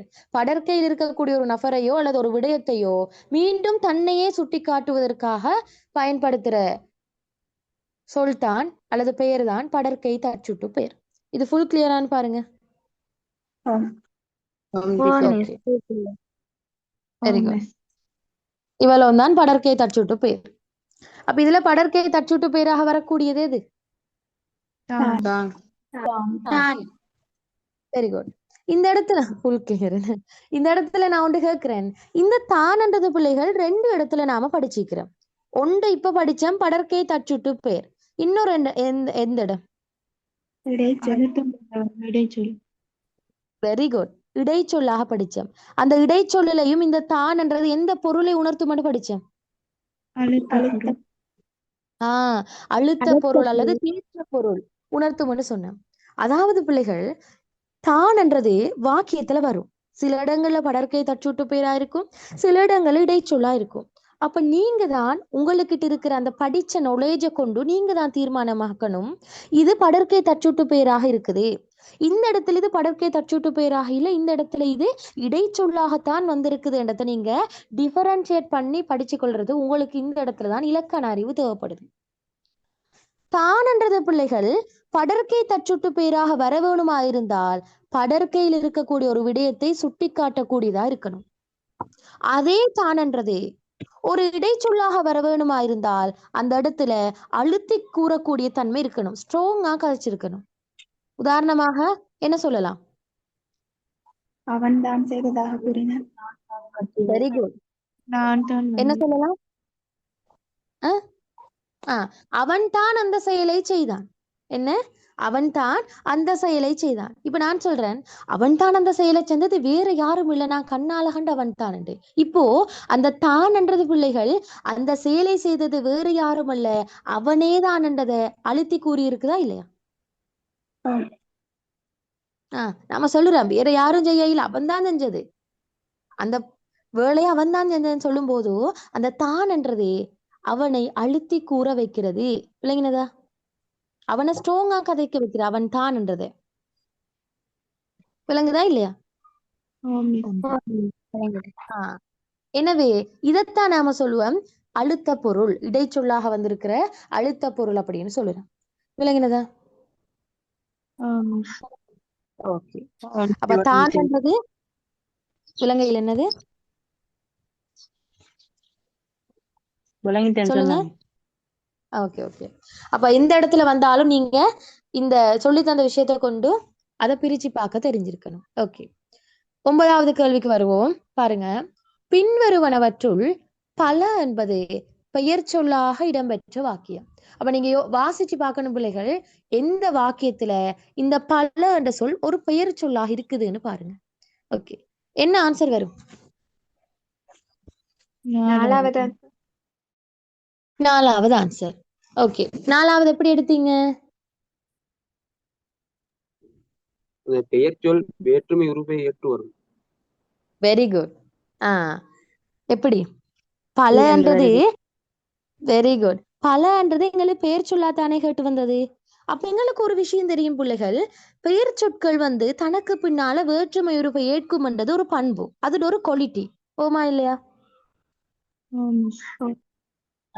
அப்ப நீங்க பார்க்கணும், எந்த வாக்கியத்தில் இருக்கக்கூடிய பலன்றது, எந்த வாக்கியத்தில் இருக்கக்கூடிய பல என்ற சொல் தனக்கு பின்னால வேற்றுமை உருவை ஏற்றி இருக்குதோ அந்த வாக்கியத்துல அதுதான் பெயர் சொல். விளங்கினதா? இப்ப நாம பார்ப்போம் எதுல பல என்பது பெயர் சொல்லா இருக்குதுன்னு. பாருங்க, பலரும் எதிர்பார்த்தது போலவே நடந்தது. பலரும் எதிர்பார்த்தது போலவே நடந்தது. இதுல பெயர் சொல் இருக்குதா? இல்ல. அடுத்தது பாருங்க, பல விடயங்கள் கவனத்திற்குள்ளப்பட்டன. இங்க இருக்கிற பல என்பது எது?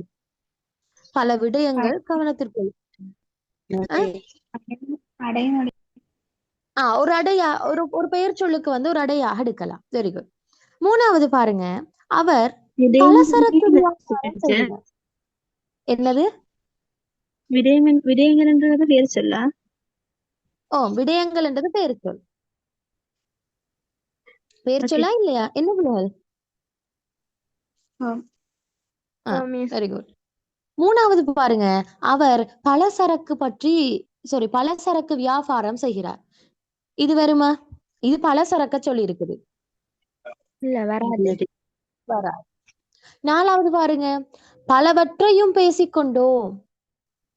வரும். இது பல என்பது பெயர் சொல்லா இல்லையா?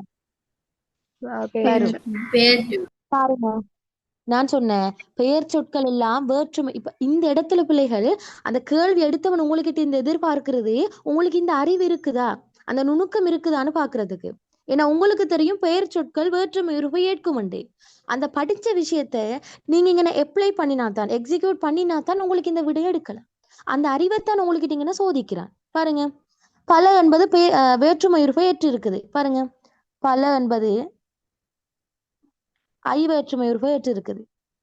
நான் உங்களுக்கு சொல்லி தந்தேன், சாரியைகள் படிப்பிக்கும் போது சொல்லி தந்தேன், இந்த சில பல என்ற சொற்கள் எந்த சந்தர்ப்பத்துல தனக்கு பின்னால ஒரு வேற்றுமை உருவை ஏற்குமோ அந்த இடத்துல எந்த சாரியை உள்நுழைவாரு இவங்களுக்கு இடையில?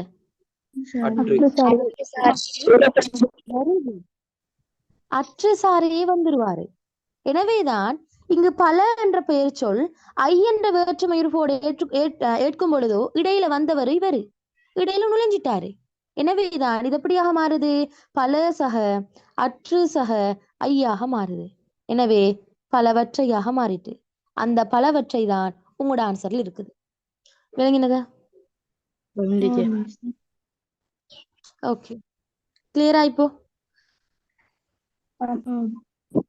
ஓகே, சரி. அடுத்தது பாருங்க, 5வது, பலவாறு சிந்திக்க வேண்டி உள்ளது. இதுல பல என்பது பெயர் சொல்லா? இல்ல. எனவே வெரி குட், பெயர் சொல்லாக வரக்கூடியது இது. அப்ப உங்களுக்கு இந்த இடத்துல நீங்க அந்த அறிவை யூஸ் பண்றீங்களா இல்லையான்றதை நான் சோதிக்கிறேன். விளங்கினதா? அப்போ எப்பயுமே பிள்ளைகள் இலக்கணம்ன்றது நாங்க ஒரு தலைப்புகளை படிச்சு முடிக்கிறது இல்ல, அது எல்லா இடத்துலயும் எங்களுக்கு என்ன செய்யலாம், அப்ளை பண்ணி பார்க்கலாம். விளங்கினதா? ஓகே, 10வது கேள்வி பாருங்க, பின்வருவனவற்றுள் கூட்டு பெயர் எது என்று கேட்கிறாங்க. எது பிள்ளைகள் கூட்டு பெயர்?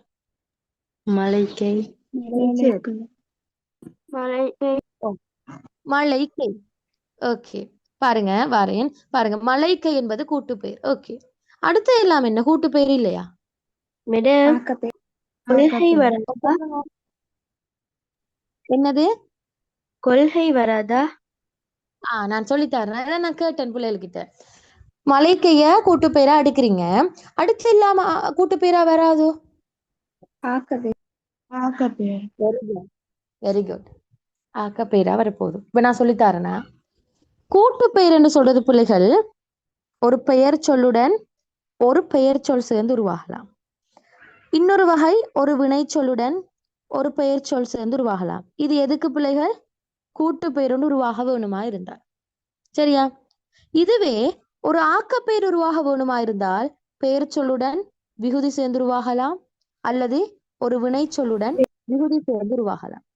அப்படி சேரக்கூடிய விகுதி பொருள் தரக்கூடியதா இருக்கணுமா? இல்ல. ஆக்கப்பெயர்களில் பின்னால வரக்கூடிய விகுதிகள் பொருளை தராது. அதுல வரக்கூடிய பெயரும் வினையடியும் தான் பொருளை தரும். இல்லைங்கத? ஓகே, பாருங்க, கூட்டு பெயர்ல ரெண்டுமே பொருளை தரும்.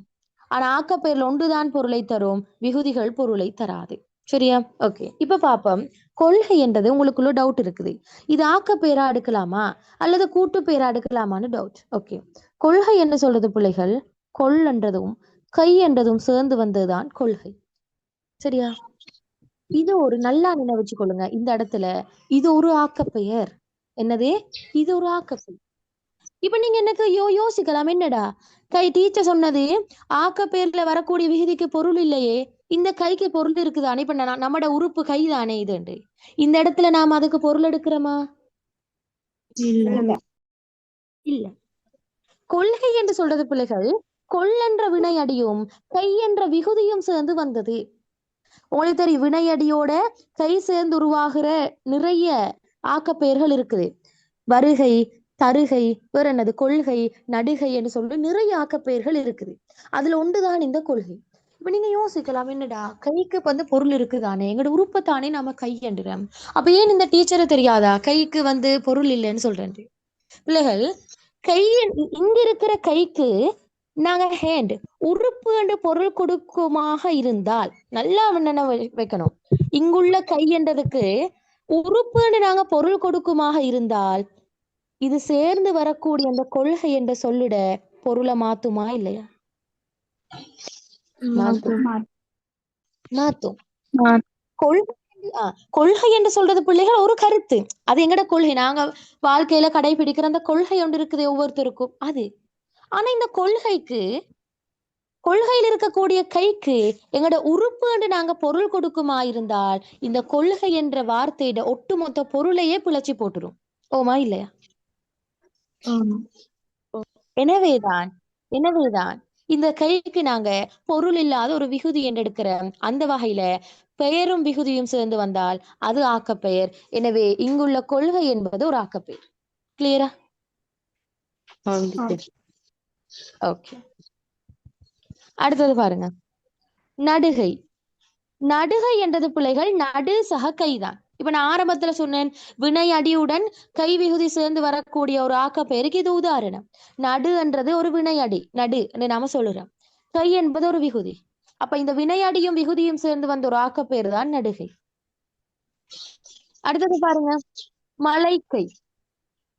சொல்றேன்னா அதை வச்சுட்டீங்களா, வருவோம். இருக்கை, ஏன்னா அதுல விளங்கப்படுத்துறதுக்கு இருக்குது.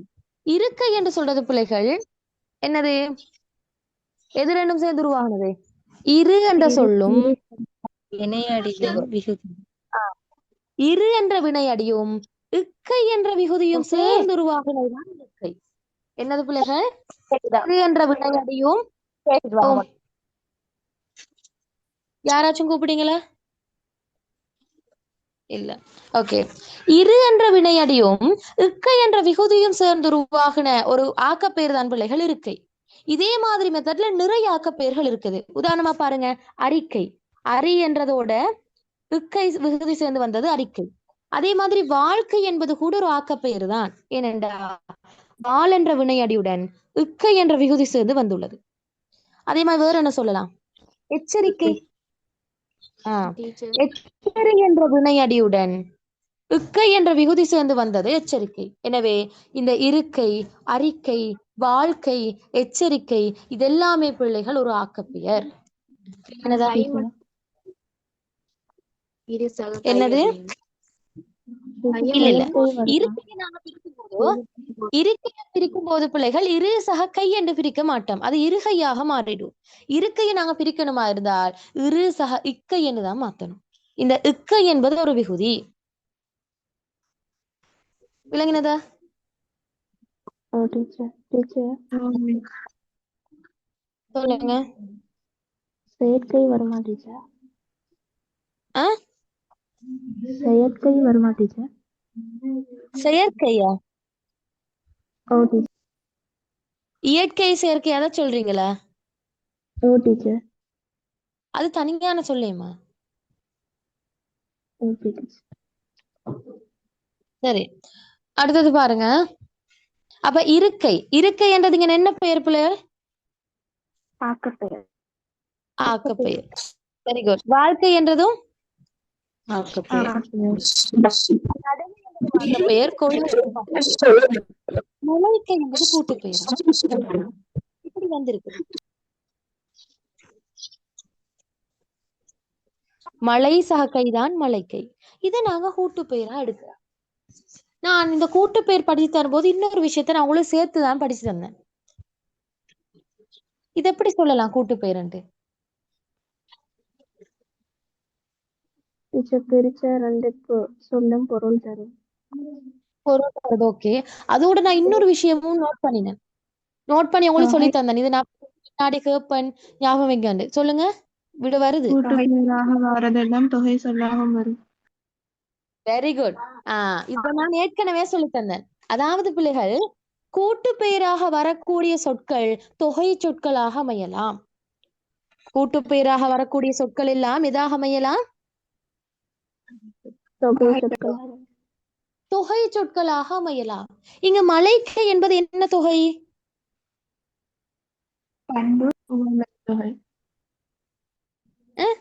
உவமை தொகை அடுக்கலுமா? மலை மலை போன்ற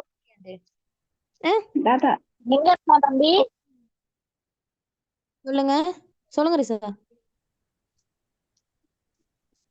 மலை போன்ற கை ஏழும் ஏழும். எனவே அது என்ன தொகையா இருக்குது? ஓமை தொகை. போன்ற என்ற உறுப்பு மறைஞ்சா என்ன தொகை ரிசா? ஓமை தொகை. உவமை தொகை. உவமை தொகையா எடுக்கலாம். அல்லது மழையினது கை அப்படி சில இடங்கள் எடுத்தோன்னா அது வேற்றுமை தொகையா கூட வரலாம். அப்ப நீங்க நினைவு வச்சுக்கொள்ளணும் பிள்ளைகள், கூட்டு பெயர்கள் எல்லாம் என்னதாக வரும்? தொகை சொற்களாக உதாரணமா பாருங்க, சுடுசோறு. சுடுசோறுன்றது ஒரு கூட்டு பெயரா இல்லையா?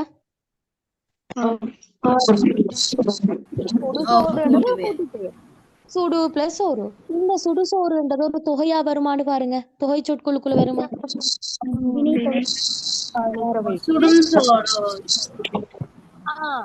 இந்த சுடுசோறுன்றது ஒரு கூட்டு பெயர் பிள்ளைகள். அதே இந்த கூட்டு பெயரா இருக்கிற சுடுசோறு ஒரு வினை தொகையா கூட வரலாம். பாருங்க, சுட்ட சோறு, சுடுகின்ற சோறு, சுடும் சோறு. என்ன? இந்த இடத்துல நல்லா ஞாபகம் வைக்கணும் பிள்ளைகள், கூட்டு பெயர்களாக வரக்கூடிய எல்லா சொற்களுமே தொகை சொற்களாகவும் வரலாம். அது என்ன தொகையா கூட இருக்கலாம்.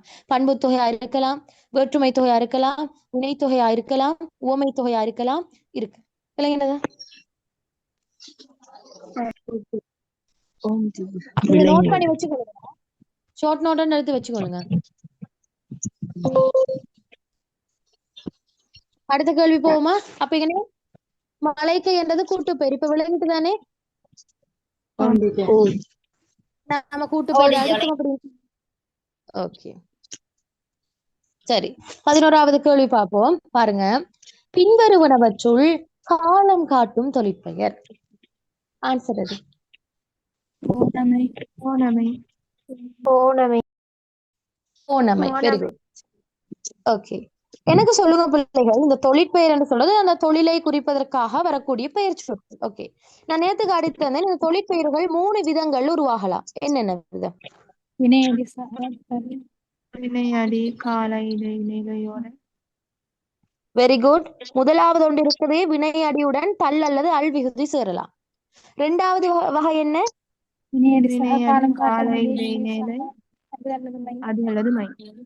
Very good. வினை அடியுடன் கால இடைநிலை சேர்ந்து அது அல்லது மெய் சேர்ந்து உருவாகும். Very good.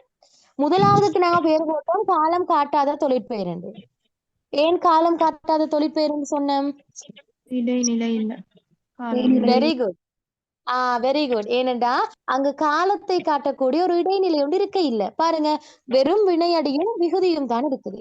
ஆனா நாம 2வது வகைக்கு பேர் போட்டோம் காலம் காட்டும் தொழிற்பெயர் என்று. என்ன காரணம்? இடைநிலை. Very good. கால இடைநிலை ஒன்று இருக்கு. 3வது வகை என்ன பிள்ளைகள்?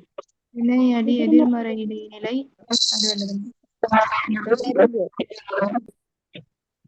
வினை அடியுடன் ஒரு எதிர்மறை இடைநிலை அல்லது ஆத்தண்டது வருமென, அதோட அது அல்லது மெய் என்ற விகுதி வரும். இதுதான் பிள்ளைகள் தொழிற்பெயர்கள் உருவாகக்கூடிய 3 விதங்களும். இதை நோட் பண்ணாத பிள்ளைகள் நோட் பண்ணி கொள்ளுங்களா? ஓகே. இப்ப உங்ககிட்ட கேக்குறாங்க காலம் காட்டும் தொழிற்பெயர். அப்ப இதுல எந்த வகையை சார்ந்ததா இருக்கணும் அது?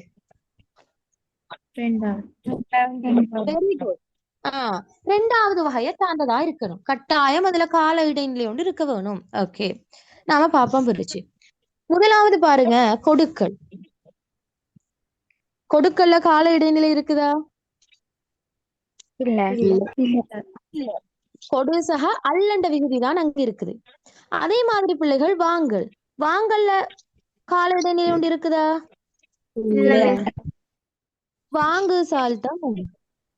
அடுத்தது பிள்ளைகள் போகாமை. போகாமைய பாருங்க, போசக ஆசக மெய்தான் பிள்ளைகள் போகாமை. அப்ப இதுல கால இடைநிலை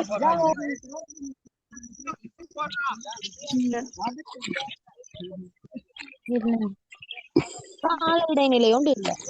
அடுத்தது பாருங்க, மைக்கை மியூட் பண்ணுங்க.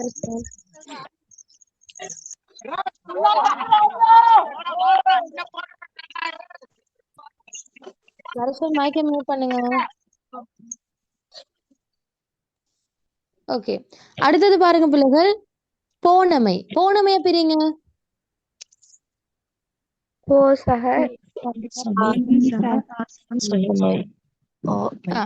போனமை என்பது பிள்ளைகள் போசக இன்சக அடுத்தன மை என்று வரும். எனவேதான் நீங்க பாருங்க, போ என்பது வினையடி, இது விகுதி. அப்ப இன்னன்றது எது? Very good. இறந்த கால இடைநிலை. என்ன, நான் கால இடைநிலைகளை எழுதி காட்டியும் தந்தேன். அப்போ போனமை என்றது எந்த காலம்? எந்த காலம் போனமை?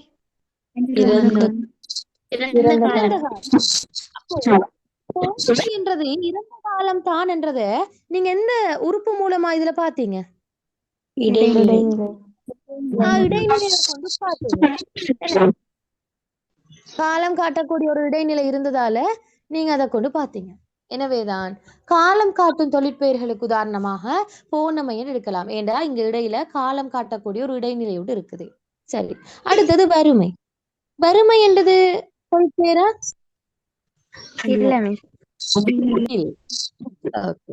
சரி, அது தனி சொல். 12வது கேள்வி பாருங்க, பின்வருவனவற்றுள் பண்பு தொகை எதுன்னு கேக்குறாங்க.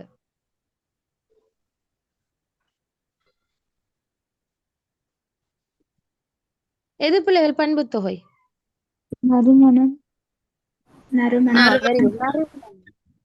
எப்படி நறுமணம் எடுத்தீங்க? நறுமையான மனம். அதாவது அதுல ஒரு பண்பு. Very good.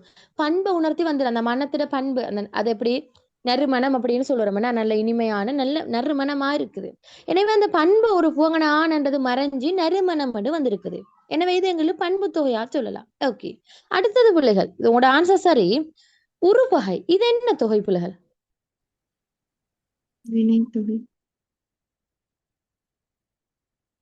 உருவகை எதுக்குள்ள வரும்?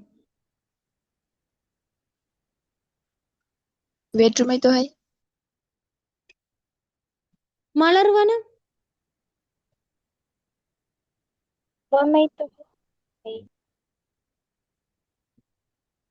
மலர் வனத்தை பிள்ளைகள் வேற்றுமை தொகையா எடுக்கலாம். மலர்களால் சூழப்பட்ட வனம்.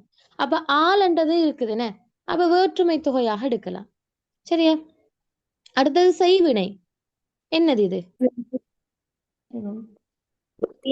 செய்வி- வினை வெரி குட். செய்வினை வினை தொகையாக வரக்கூடியது. எப்படி? செய்த வினை, செய்கின்ற வினை, என்ன?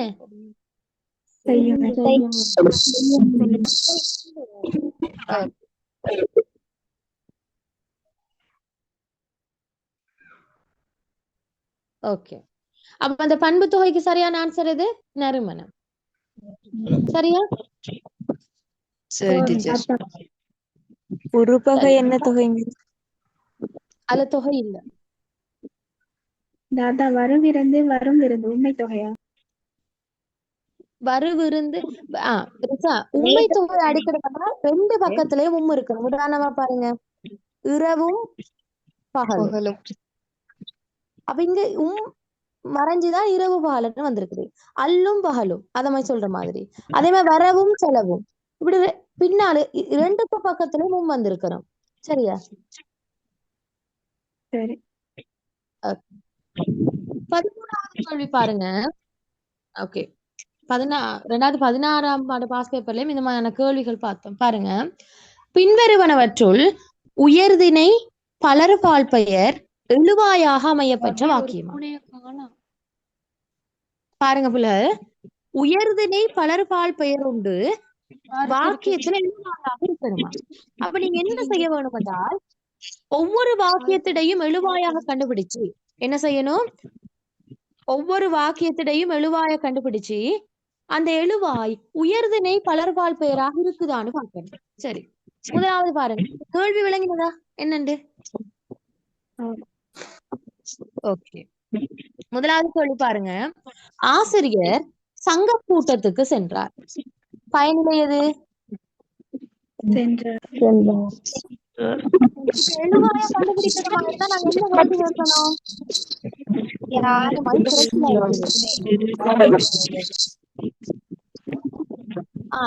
யார் என்ற கேள்வி வைக்கணும். என்ன? யார் சென்றார்? ஆசிரியர். ஓகே, ஆசிரியர் சென்றார். யாரோட மைக்க மியூட் பண்ணுங்கவா. ஓகே, ஆசிரியர் சென்றார். ஓகே, இப்ப ஆசிரியர்ன்றது உயர்திணையான்னு பாருங்க. ஆனா அது பலர்பாலா? ஏன்? ஆசிரியர் சென்றார் என்று முடிவடைஞ்சிருக்குது. அப்ப சென்றார் ஒருத்தர் தான். எனவே அதிலிருந்து பார்க்கலாம் இங்க ஆசிரியர் என்பது ஒருத்தர் அப்படின்னு சொல்லி. எனவே இது உயர்திணை பலர்பாலுக்குள்ள வருமா? இல்ல. ரெண்டாவது பாருங்க, அவர் ஆசிரியர் சங்க கூட்டத்துக்கு சென்றார். பயனிலை சென்றார். இப்ப யார் சென்றார் என்று கேட்கும் பொழுது பிள்ளைகள் விட எது வருது? அவர்தான் எழுவாய். ஓகே, இப்ப அவர்ன்றது உயர்திணையா இருக்குது. ஆனா பலர்பாலா இருக்குதா? இல்ல. ஓகே, அடுத்தது பாருங்க. அறிஞர் எனது ஐயங்களை போக்கினார் என்று வந்திருக்குது. யார் போக்கினார்? எனவே இங்குள்ள எழுவாய் என்பது அறிஞர். இப்ப அறிஞர் என்றது ஒருத்தரா பலரா?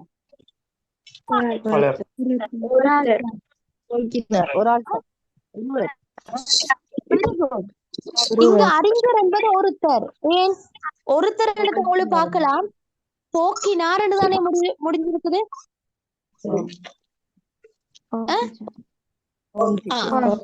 போக்கினார் என்று முடிவடைஞ்சிருக்குதுன்னா, எனவே போக்கினார் என்றா அதுல ஒருத்தரை சொல்லிருக்குதா அல்லது பலரை சொல்லிருக்குதா?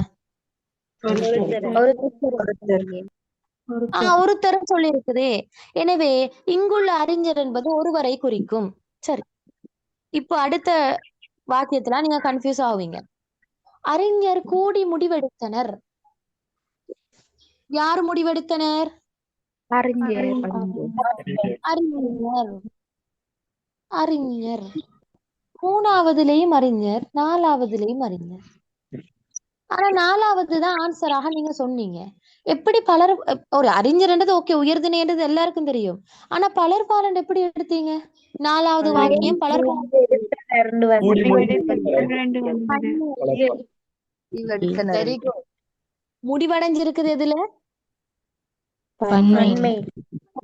பன்மையில முடிவடைஞ்சிருக்குது. முடிவெடுத்தனர் 2 முடிவடைஞ்சிருக்குது. அர்ல முடிவடைஞ்சிருக்குது. பாருங்க, போக்கினார்ல ஆர்ல முடிவடைஞ்சிருக்குது. நைட் கிளாஸ், நான் நேத்து நைட்ல கிளாஸ் செஞ்ச நேரம் உங்களுக்கு காட்டி தந்தேன். ஆர் விகுதி எதை குறிக்கும்? ஒருமையா பன்மையா? ஒருமை. அர் வந்தால் அர்வந்த பன்மை. ஆறுகள் ஆர் வந்தால் ஒருமை, அர் வந்தால் பன்மை. இப்ப போக்கினார்ல ஆறா வந்திருக்குது அர்ரா? ஆர். முடிவெடுத்தனர்ல அர் வந்திருக்குதா ஆர் வந்திருக்குதா? அர்வந்த. அர் வந்திருக்கு. அப்ப நீங்க நல்லா விளங்கெடுக்கணும். ஆறு என்பது ஒருமை, அர் என்பது பன்மை. சரியா? சரி டீச்சர். ஓகே. அடுத்து பாருங்க, நீ அறிஞர்களை அனுசரித்து வாழ வேண்டும். யார் வாழ வேண்டும்? நீ. நீ நீ யார் வாழ வேண்டும்? நீ. ஆ. எனவே நீ என்பது உயர்திணை. ஆனா பலர் பாலா? இல்ல. அது ஒரு தர குறிக்குது. எனவே சரியான ஆன்சர் எது? நாலாவது. நாலாவது. Very good. அது கிளியரா? ஓகே. 14வது கேள்வி பாருங்க. அந்த புத்தகம் என் வீட்டில் உள்ளது. இவ்வாக்கியத்தில் இடம்பெற்றுள்ள வேற்றுமைகள். ஆன்சர் எது வரும்?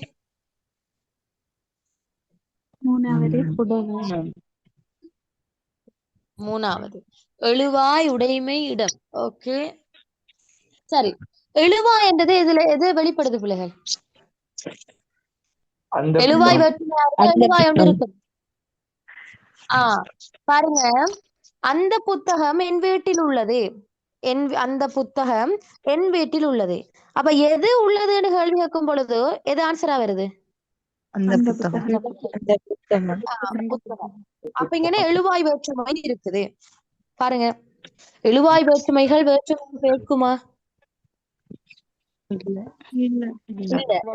அதனால அந்த புத்தகம் என்றதும் வேற்றுமை ஒரு ஏற்று இருக்குதா இல்லையா? ஏற்று இருக்குதா இல்லையா? இங்க ஏற்று இல்ல. அப்ப எனக்கு உங்களுக்கு அது இன்னும் கிளியர் ஆகிடும். என்ன அந்த புத்தகம் என்றது இங்க எழுவாய் வேற்றுமை. அடுத்தது உடைமை. உடைமை வேற்றுமையா இருக்குதான்னு பாருங்க.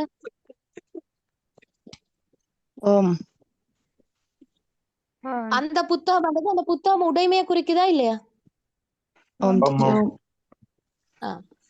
அடுத்தது இடம். இடம் எங்க வெளிப்படுது? வீட்டு. இட வேற்றுமை உணர்த்த வேணுமா இருந்தா அந்த இடத்துல எந்த வேற்றுமை வந்திருக்க வேணும்? இல்லன்றதுதான். இல்லன்றது 2 வேற்றுமைக்கு இருக்குது. ஒன்று 5ஆம் வேற்றுமைக்கு இருக்குது, அடுத்து 7ஆம் வேற்றுமைக்கு இருக்குது. இதுல 5ஆம் வேற்றுமைக்குரிய இல் வந்திருக்குதா அல்லது 7ஆம் வேற்றுமைக்குரிய இல் வந்திருக்குதா? 7ஆம் வேற்றுமைக்குரிய எழுத்தான் வந்திருக்குது. ஏன்னா 7ஆம் வேற்றுமைக்குரிய எழுத்தான் இடத்தை உணர்த்தும். பாருங்க, அப்ப இடம் என்பது என் வீட்டில் என்றதுல வெளிப்படுது. உடைமை என்னது? அந்த புத்தகம் உடைமையை குறிக்குது. எழுவாய் என்பது இந்த வாக்கியத்துல எழுவாய் தான் இருக்குது. பாருங்க, அந்த புத்தகம் என்பது எழுவாய். எனவே சரியான ஆன்சராக வரப்போறது எழுவாய் உடைமை இடம். இப்ப ஏன் நாம அடுத்த ஆன்சர் எடுக்க இல்லைன்னு பாருங்க.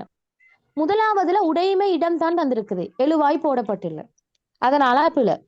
2வதுல எழுவாய் இடம் தந்திருக்குது சரி, ஆனா உடைமை போடப்பட்டிருக்குதா?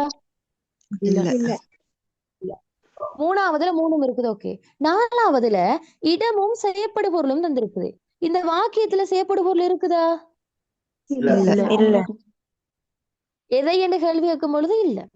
அடுத்தது 5வது எழுவாய் இடம் செய்யப்படு பொருள் தந்திருக்குது. இந்த வாக்கியத்துல செய்யப்படு பொருள் இல்லைன்றதால நாங்க இந்த ஆன்சரையும் எடுக்க மாட்டோம். எனவே சரியான ஆன்சராக வரக்கூடியது 3வது ஆன்சர். கிளியரா? 15வது கேள்வி பாருங்க. சரி, போகின்றீர்கள் என்ற சொல் தொடர்பான மிக பொருத்தமான இலக்கண விளக்கம். போகின்றீர்கள்.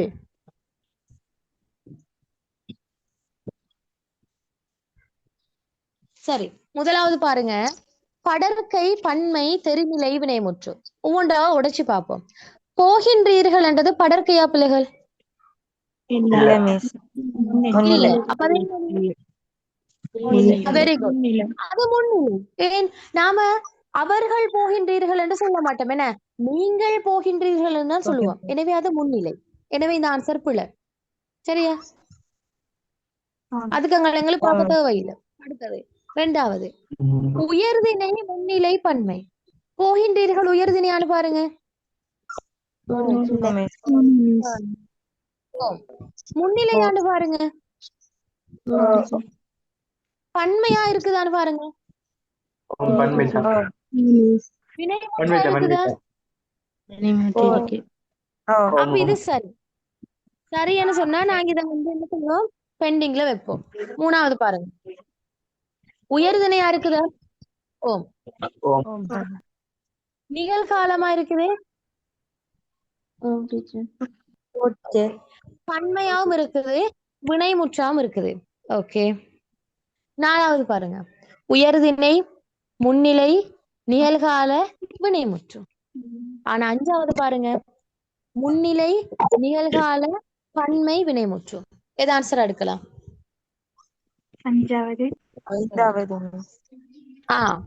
அஞ்சாவதுல ஆன்சர் மிக பொருத்தமானதா இருக்குது. அதாவது முன்னிலை நிகழ்கால பன்மை வினைமுற்று. இப்ப 2, 3, 4 எல்லாம் சரிதான். நீங்க யோசிக்கலாம் ஏன் பிள்ளைய அடுத்தவன் சொல்லி. ஆனா இங்க உயர்திணை என்றது பிள்ளைகள் அடிப்படையான ஒரு விஷயம். என்ன இதுல போகின்றீர்கள் என்றது நம்ம உயர்திணைக்கு பயன்படுத்துறோம்னு தெரியும் தானே. எனவே இந்த இடத்துல அதை விட பொருத்தமானது அஞ்சாவது. விளங்கினதா?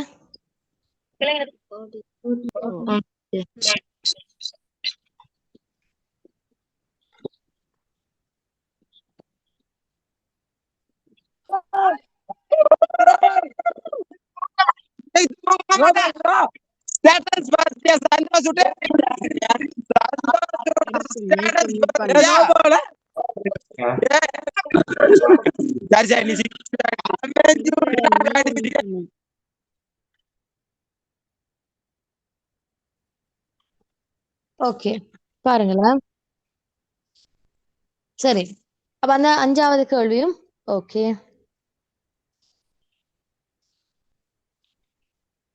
சரி, 15வது கேள்வி ஓகே. 16வது கேள்வி போவோம். பாருங்க, பின்வருவனவற்றுள் வினை அடையது என்று கேக்குறாங்க.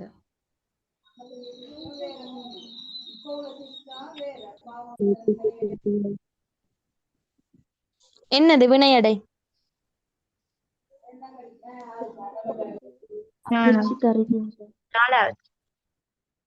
நாலாவது. ஓகே, முதலாவது பாருங்க. ஓகே, அதுக்கு முதல் சொல்லணும், ஒரு சொல் பிள்ளைகள் வினையடையா இருக்க வேணும்னா அது 2 நிபந்தனைகள் இருக்குது. என்னென்ன?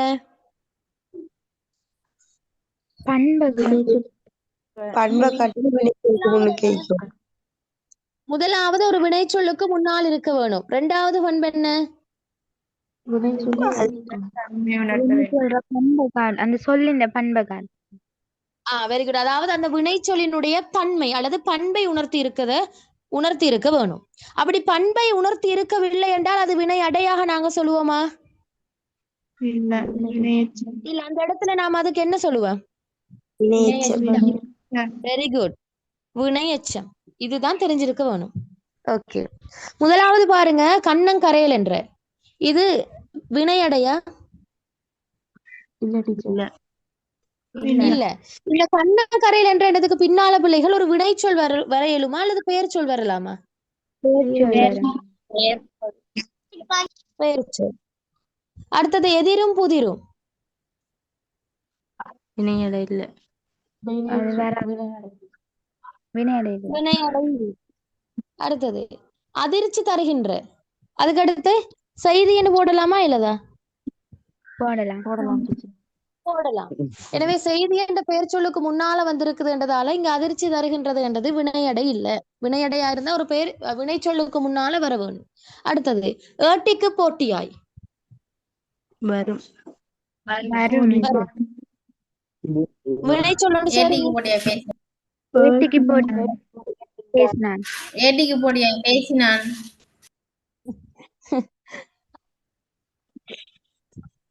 ஏன் சிரிக்கிறேன்? சும்மா சும்மா சிரிக்க கூடாதா நான்? இல்ல எல்லாரும் பேசுறாங்க பயத்தரும். அன்றைக்கு எல்லாரும் பேசுறாங்க.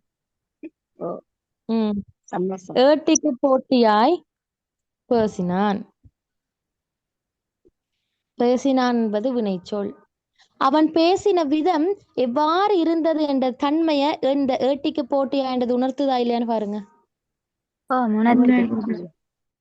அவன் எப்படி பேசினான்? அவன் ஏட்டிக்கு போட்டியே பேசிக்கொண்டே போனான். எனவே இது நம்மட முஃபஸிராமன் என்ன அப்ப பேசினான்ன்றது வினைச்சொல். அந்த வினைச்சொல்லுக்கு முன்னால வந்திருக்கக்கூடிய ஏட்டிக்கு போட்டியா என்றது ஒரு வினையடை. விளங்கினதா? ஓ டீச்சர். அடுத்தது பாருங்க, பளீர் என்ற. அதுக்கு அடுத்து என்ன வரும்? பெயர் சொல்லணும். கண்ணாடி. மின்னியது. பளிர் என்ற மோதிரம்.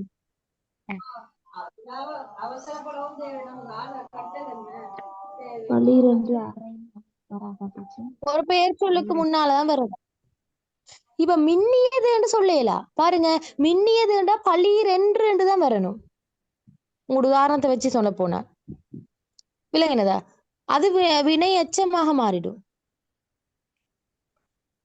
இல்ல சாரி, வினை அடையாக மாறிடும். பளீர் என்று வந்தால் தான் வினை அடையாக மாறும். அப்படி இல்லைன்னு சொன்னா அது பேரடையாத்தான் இருக்கும். விளங்கினதா? ஆனா ஆன்சர்ல பளீர் என்று தானே இருக்குது. எனவே வினை அடைய அடுக்கலுமா? வினையடையாக வரக்கூடியது ஏட்டிக்கு போட்டியாய். கிளியரா?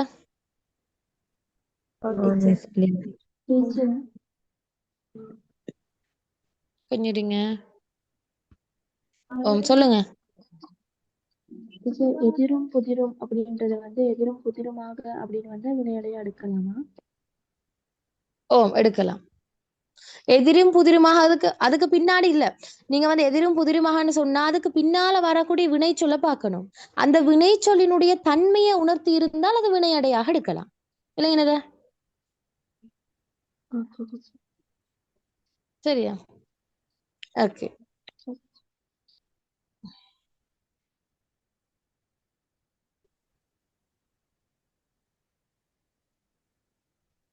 எதிரும் புதிருமாக வந்தா தான் எடுக்கலாம். விளங்கினதா தர்ஷி?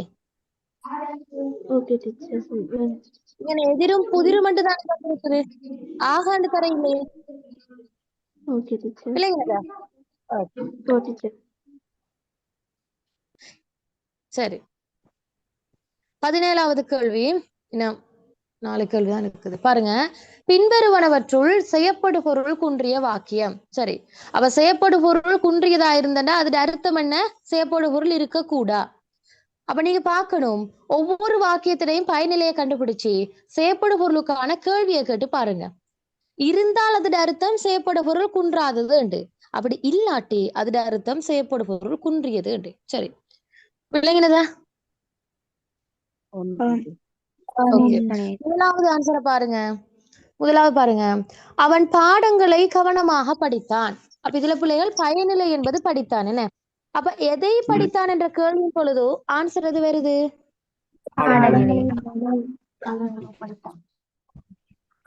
பாடங்களை படித்தான். ஓகே, பாடங்களை என்றது இருக்குதுன்னு. அடுத்தது, அவன் வாகனத்தில் ஏறி விரைந்து சென்றான். எதை சென்றான்?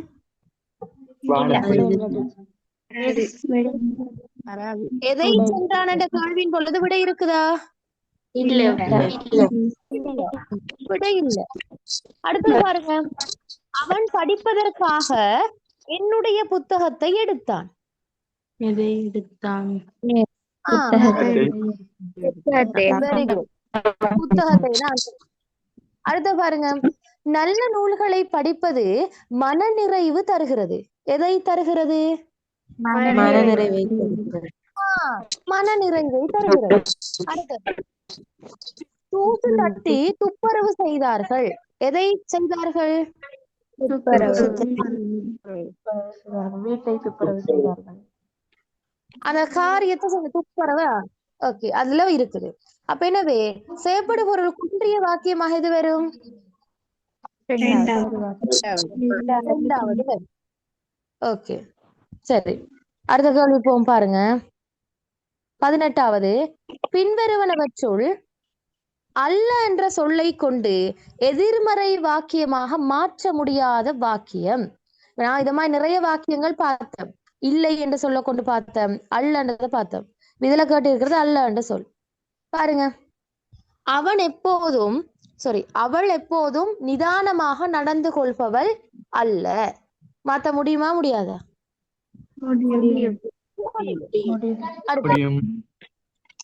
அவன் ஒரு அவசர குடுக்கை அல்ல.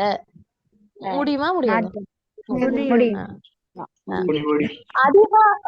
அதிகாலையில் எழுந்து படிப்பது நல்லதல்ல. என்ன? முடியும். நல்லது இல்லையா? அது வாக்கியத்துக்கு நல்லது. அவளிடம் என்னது என்ன சொன்னீங்க? அதுதானே நம்ம எப்படி பிள்ளைகள் உங்களுக்கு படிக்காம தூங்கலாம், அதானே நம்ம அதிகாலையில கிளாஸ் போடுறோம் உங்களுக்கு.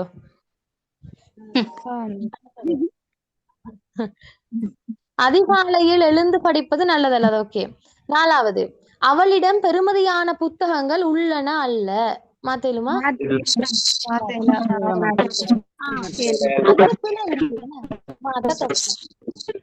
5வது பாருங்க, அவரிடம் உள்ளவை மிக பெருமதியான புத்தகங்கள் அல்ல.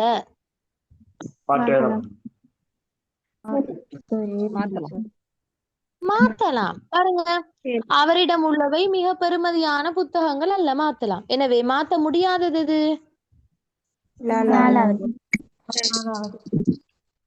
ஓகே. 19வது சொல்லி பாருங்க, பின்வருவனவற்றுள் கூட்டு வினை பயனிலையாக அமையும் வாக்கியம். அதாவது பிள்ளைகள், இந்த வாக்கியத்தில் இருக்கக்கூடிய பயனிலை எதாக இருக்கணுமா?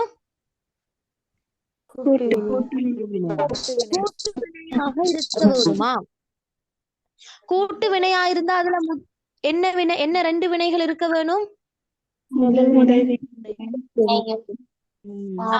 வினையும் துணை வினையும் இருக்கணும். அதுல முதல் வினைதான் என்ன செய்யும்? அடிப்படை பொருளை உணர்த்தும். துணை வினை எப்படி இருக்கும்?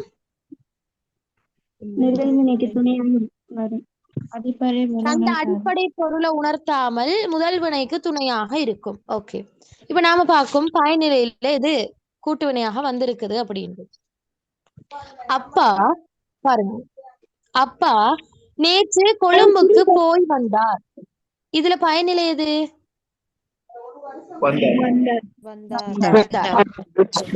இதுல கூட்டு வினை இருக்குதா?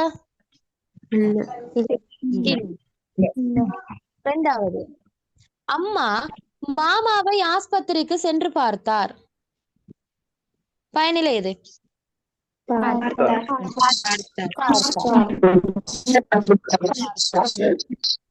3வது, நான் புத்தகத்தை மேசையில் எடுத்து வைத்தேன். எது பயனிலை?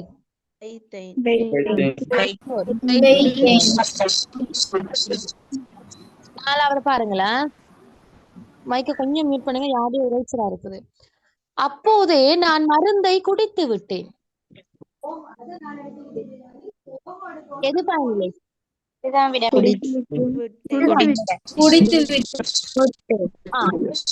குடித்து விட்டேன் என்றதுதான் பயனிலை. இப்ப நீங்க பார்க்கணும், இந்த பயனிலை என்றதே ஒரு கூட்டு வினையா இருக்குதான்னு பாருங்க. இது கூட்டு வினையா இருக்குதா? இருக்குது. பாருங்க, இதுல 2 வினைகள் இருக்குது. ஒன்று குடி, அடுத்தது விடு. எனக்கு சொல்லுங்க பிள்ளைகள், இந்த குடி என்ற வினையிட அடிப்படை பொருள் எது? குடிக்கிறது. ட்ரிங்க், குடிக்கிறது. அடுத்தது விடு. இந்த விடு என்ற வினையிட அடிப்படை பொருள் எது? விட்டு விடுறது.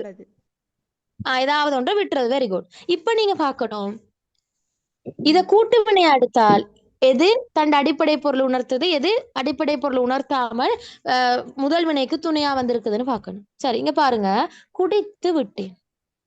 குடித்து விட்டேன் என்றதுல குடித்து என்றது அதுல அடிப்படை பொருள் உணர்த்தி இருக்குதான்னு பாருங்க. குடித்தல் என்ற பொருள் உணர்த்தி இருக்குதா? எனவே இத முதல் வினையா சொல்லலாம். அடுத்தது பாருங்க, விட்டேன்.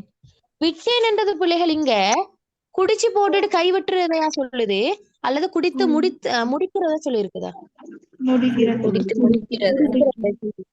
அதாவது நான் குடிச்சிட்ட என்று சொல்லுதுன்னு. அப்போ விடு என்பதற்கான அடிப்படை பொருள் கை விட்டு விடுறது, ஒன்றை விட்டுறது. ஆனா அந்த பொருள் இங்க உணர்த்தி இருக்குதான்னு பாருங்க. இந்த இடத்துல உணர்த்தப்பட்டு இருக்குதா?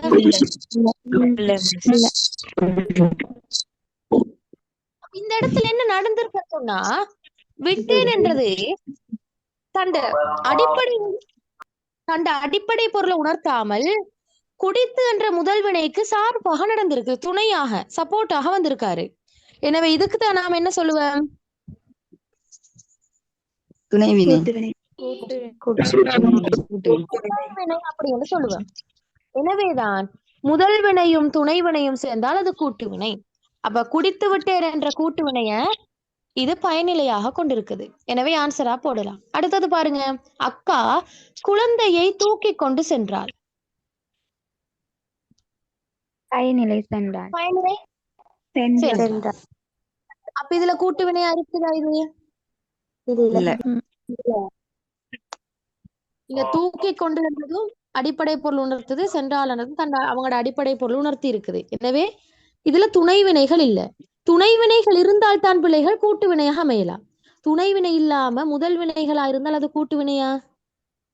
இல்ல. போய் இதுல முதல் வினைகள் தான் இருக்குது. சென்று பார்த்தார், இதுல முதல் வினைகள் தான் இருக்கு. சென்று என்றதும் அடிப்படை பொருள் உணர்த்தது, பார்த்தார் என்றதும் அடிப்படை பொருள் உணர்த்தி இருக்குது. விளங்கினதா? ஆனால் குடித்து விட்டேன்லதான் குடித்து என்றது மட்டும்தான் அடிப்படை பொருள் உணர்த்தி இருக்குது. விட்டேன் என்றது அடிப்படை பொருள் உணர்த்த இல்லை. எனவே இங்கு விட்டேன் என்பது துணை வினை. அப்ப நீங்க பார்க்கணும், துணை வினைகள் இடம்பெற்றிருந்தால் அது என்ன வினை?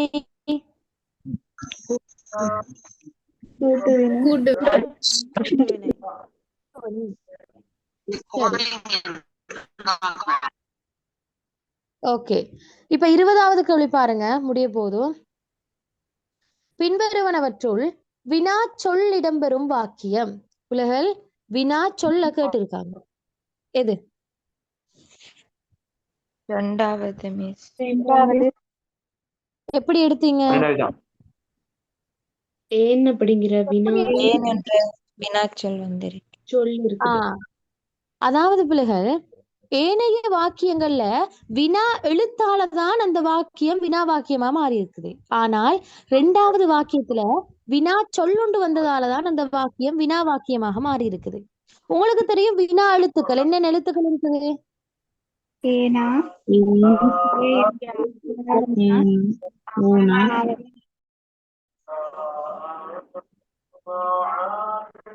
அப்படியே மைக்கை மியூட் பண்ணுங்களேன் அப்சா.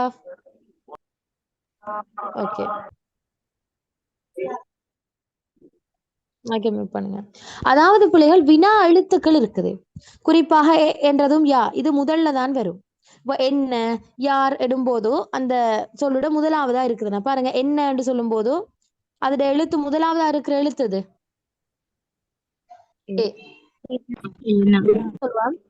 ஏ என்ற எழுத்தும் யா என்ற எழுத்தும் முதலாவதாக வரலாம் ஒரு வினா சொல் உருவாக்கும் பொழுது. அதே மாதிரி ஆ ஓ என்பது கடைசியில தான் வரும். உதாரணமா சொல்ல, நீ நேற்று பாடசாலைக்கு வந்தாயா, அந்த வந்தாயா என்ற வினா வாக்கியத்துல கடைசியில இருக்கிற எழுத்து அது. அதே மாதிரி ஓ என்றதும் ஒரு வினா வாக்கியமா உதாரணமாக அப்பா நாளைக்கு வருவாரோ அல்லது வருவாரா போது ஆன்னு இருக்குது. ஓக்கும் எங்களுக்கு எடுக்கலாம் நம்ம கேள்வி கேட்கும் பொழுது. அடுத்தது ஏன்றது முதல்லையும் வரலாம் இறுதியிலையும் வரலாம்.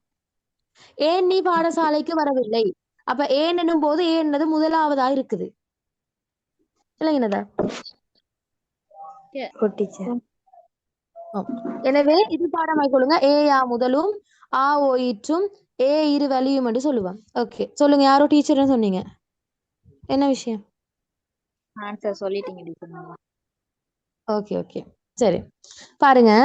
அப்ப உங்ககிட்ட கேக்குறாங்க வினா எழுத்து இடம்பெற்ற வாக்கியம் அல்ல, வினா சொல் இடம்பெற்ற வாக்கியம். ஓகே பாருங்க. தமிழ் உனக்கு விருப்பமான பாடமா? இதுல வினா சொல் மூலமாகவா இந்த வாக்கியம் வினா வாக்கியமா இருக்குது அல்லது வினா எழுத்து மூலமாகவா? வினா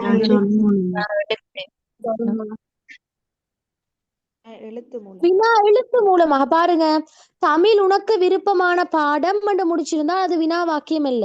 அந்த பாடம் என்று முடிக்காம அதோட ஆ என்ற எழுத்தை சேர்த்ததால இது வினா வாக்கியமாக மாறிட்டு பாடமா என்று மாறிட்டு. அப்ப இதுல வினாச்சொல் இருக்குதா? இல்ல டீச்சர். மூணாவது பாருங்க, உனக்கு விருப்பமான பாடம் தமிழா? இதே பிள்ளைகள் உனக்கு விருப்பமான பாடம் தமிழ்ன்னு முடிச்சிருந்தால் அங்க வினா வாக்கியம் இல்ல. ஆனால் தமிழ்ன்றதோட நிப்பாட்டாம அதோட ஆ என்ற வினா எழுத்தை சேர்த்ததால அந்த வாக்கியமே வினா வாக்கியமாக மாறிட்டு.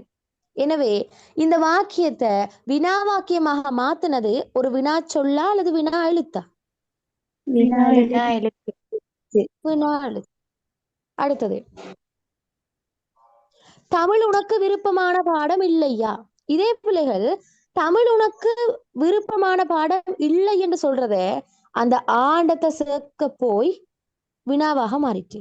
எனவே இங்க எது வந்திருக்குது? எதால வினா வாக்கியமா மாறி இருக்குது? Very good. வினா எழுத்தா. வினா அடுத்தது பாருங்க. அடுத்தது பாருங்க. தமிழ் பாடம் உனக்கு விருப்பமானது தானே. இப்போ தமிழ் பாடம் உனக்கு விருப்பமானது தான் என்று சொன்னா அதோட முடிஞ்சிருக்கு. ஆனா தான் என்றதோட ஏ என்ற எழுத்தை சேர்க்க போய் அது வினா வாக்கியமாக மாறிச்சு. எனவே இப்ப நாம பார்த்த வாக்கியங்கள் எல்லாத்துலயுமே அதை வினா வாக்கியமாக மாத்தினது வினா சொல்லல்ல, ஒரு வினா எழுத்து வந்ததன் மூலமா தான் அது வினா வாக்கியமாக மாறினது. ஆனால் இந்த ரெண்டாவது ஆன்சரை பாருங்க. தமிழ் ஏன் உனக்கு விருப்பமான பாடம்?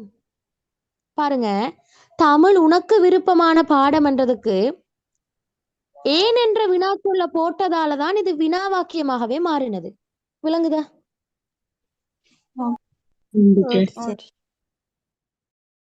தமிழ் உனக்கு விருப்பமான விருப்பமான பாடம். இதுக்கு ஏன் என்ற வினா சொல்ல போட்டதாலதான் கேள்வியா மாறிட்டு. பாருங்க, தமிழ் உனக்கு விருப்பமான பாடம். ஏன் தமிழ் உனக்கு விருப்பமான பாடம்னு கேட்டால் இத வினா வாக்கியமாக மாத்தினது எது? இதுல வினாச்சொல் ஏன். ஏன் என்ற வினாச்சொல். எனவே வினாச்சொல் இடம்பெறும் வினா வாக்கியம் எதுன்னு கேட்டால் ரெண்டாவது ஆன்சர் வரப்போகுது. கிளியரா டீச்சர்?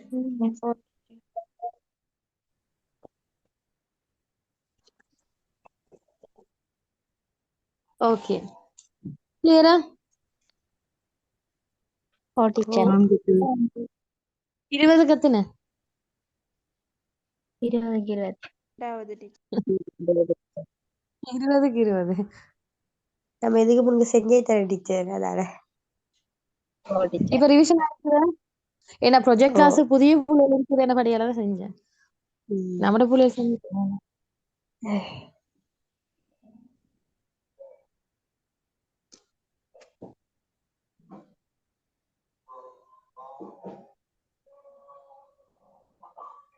சரி பார்த்தோமே நாம ஏற்கனவே. ஓகே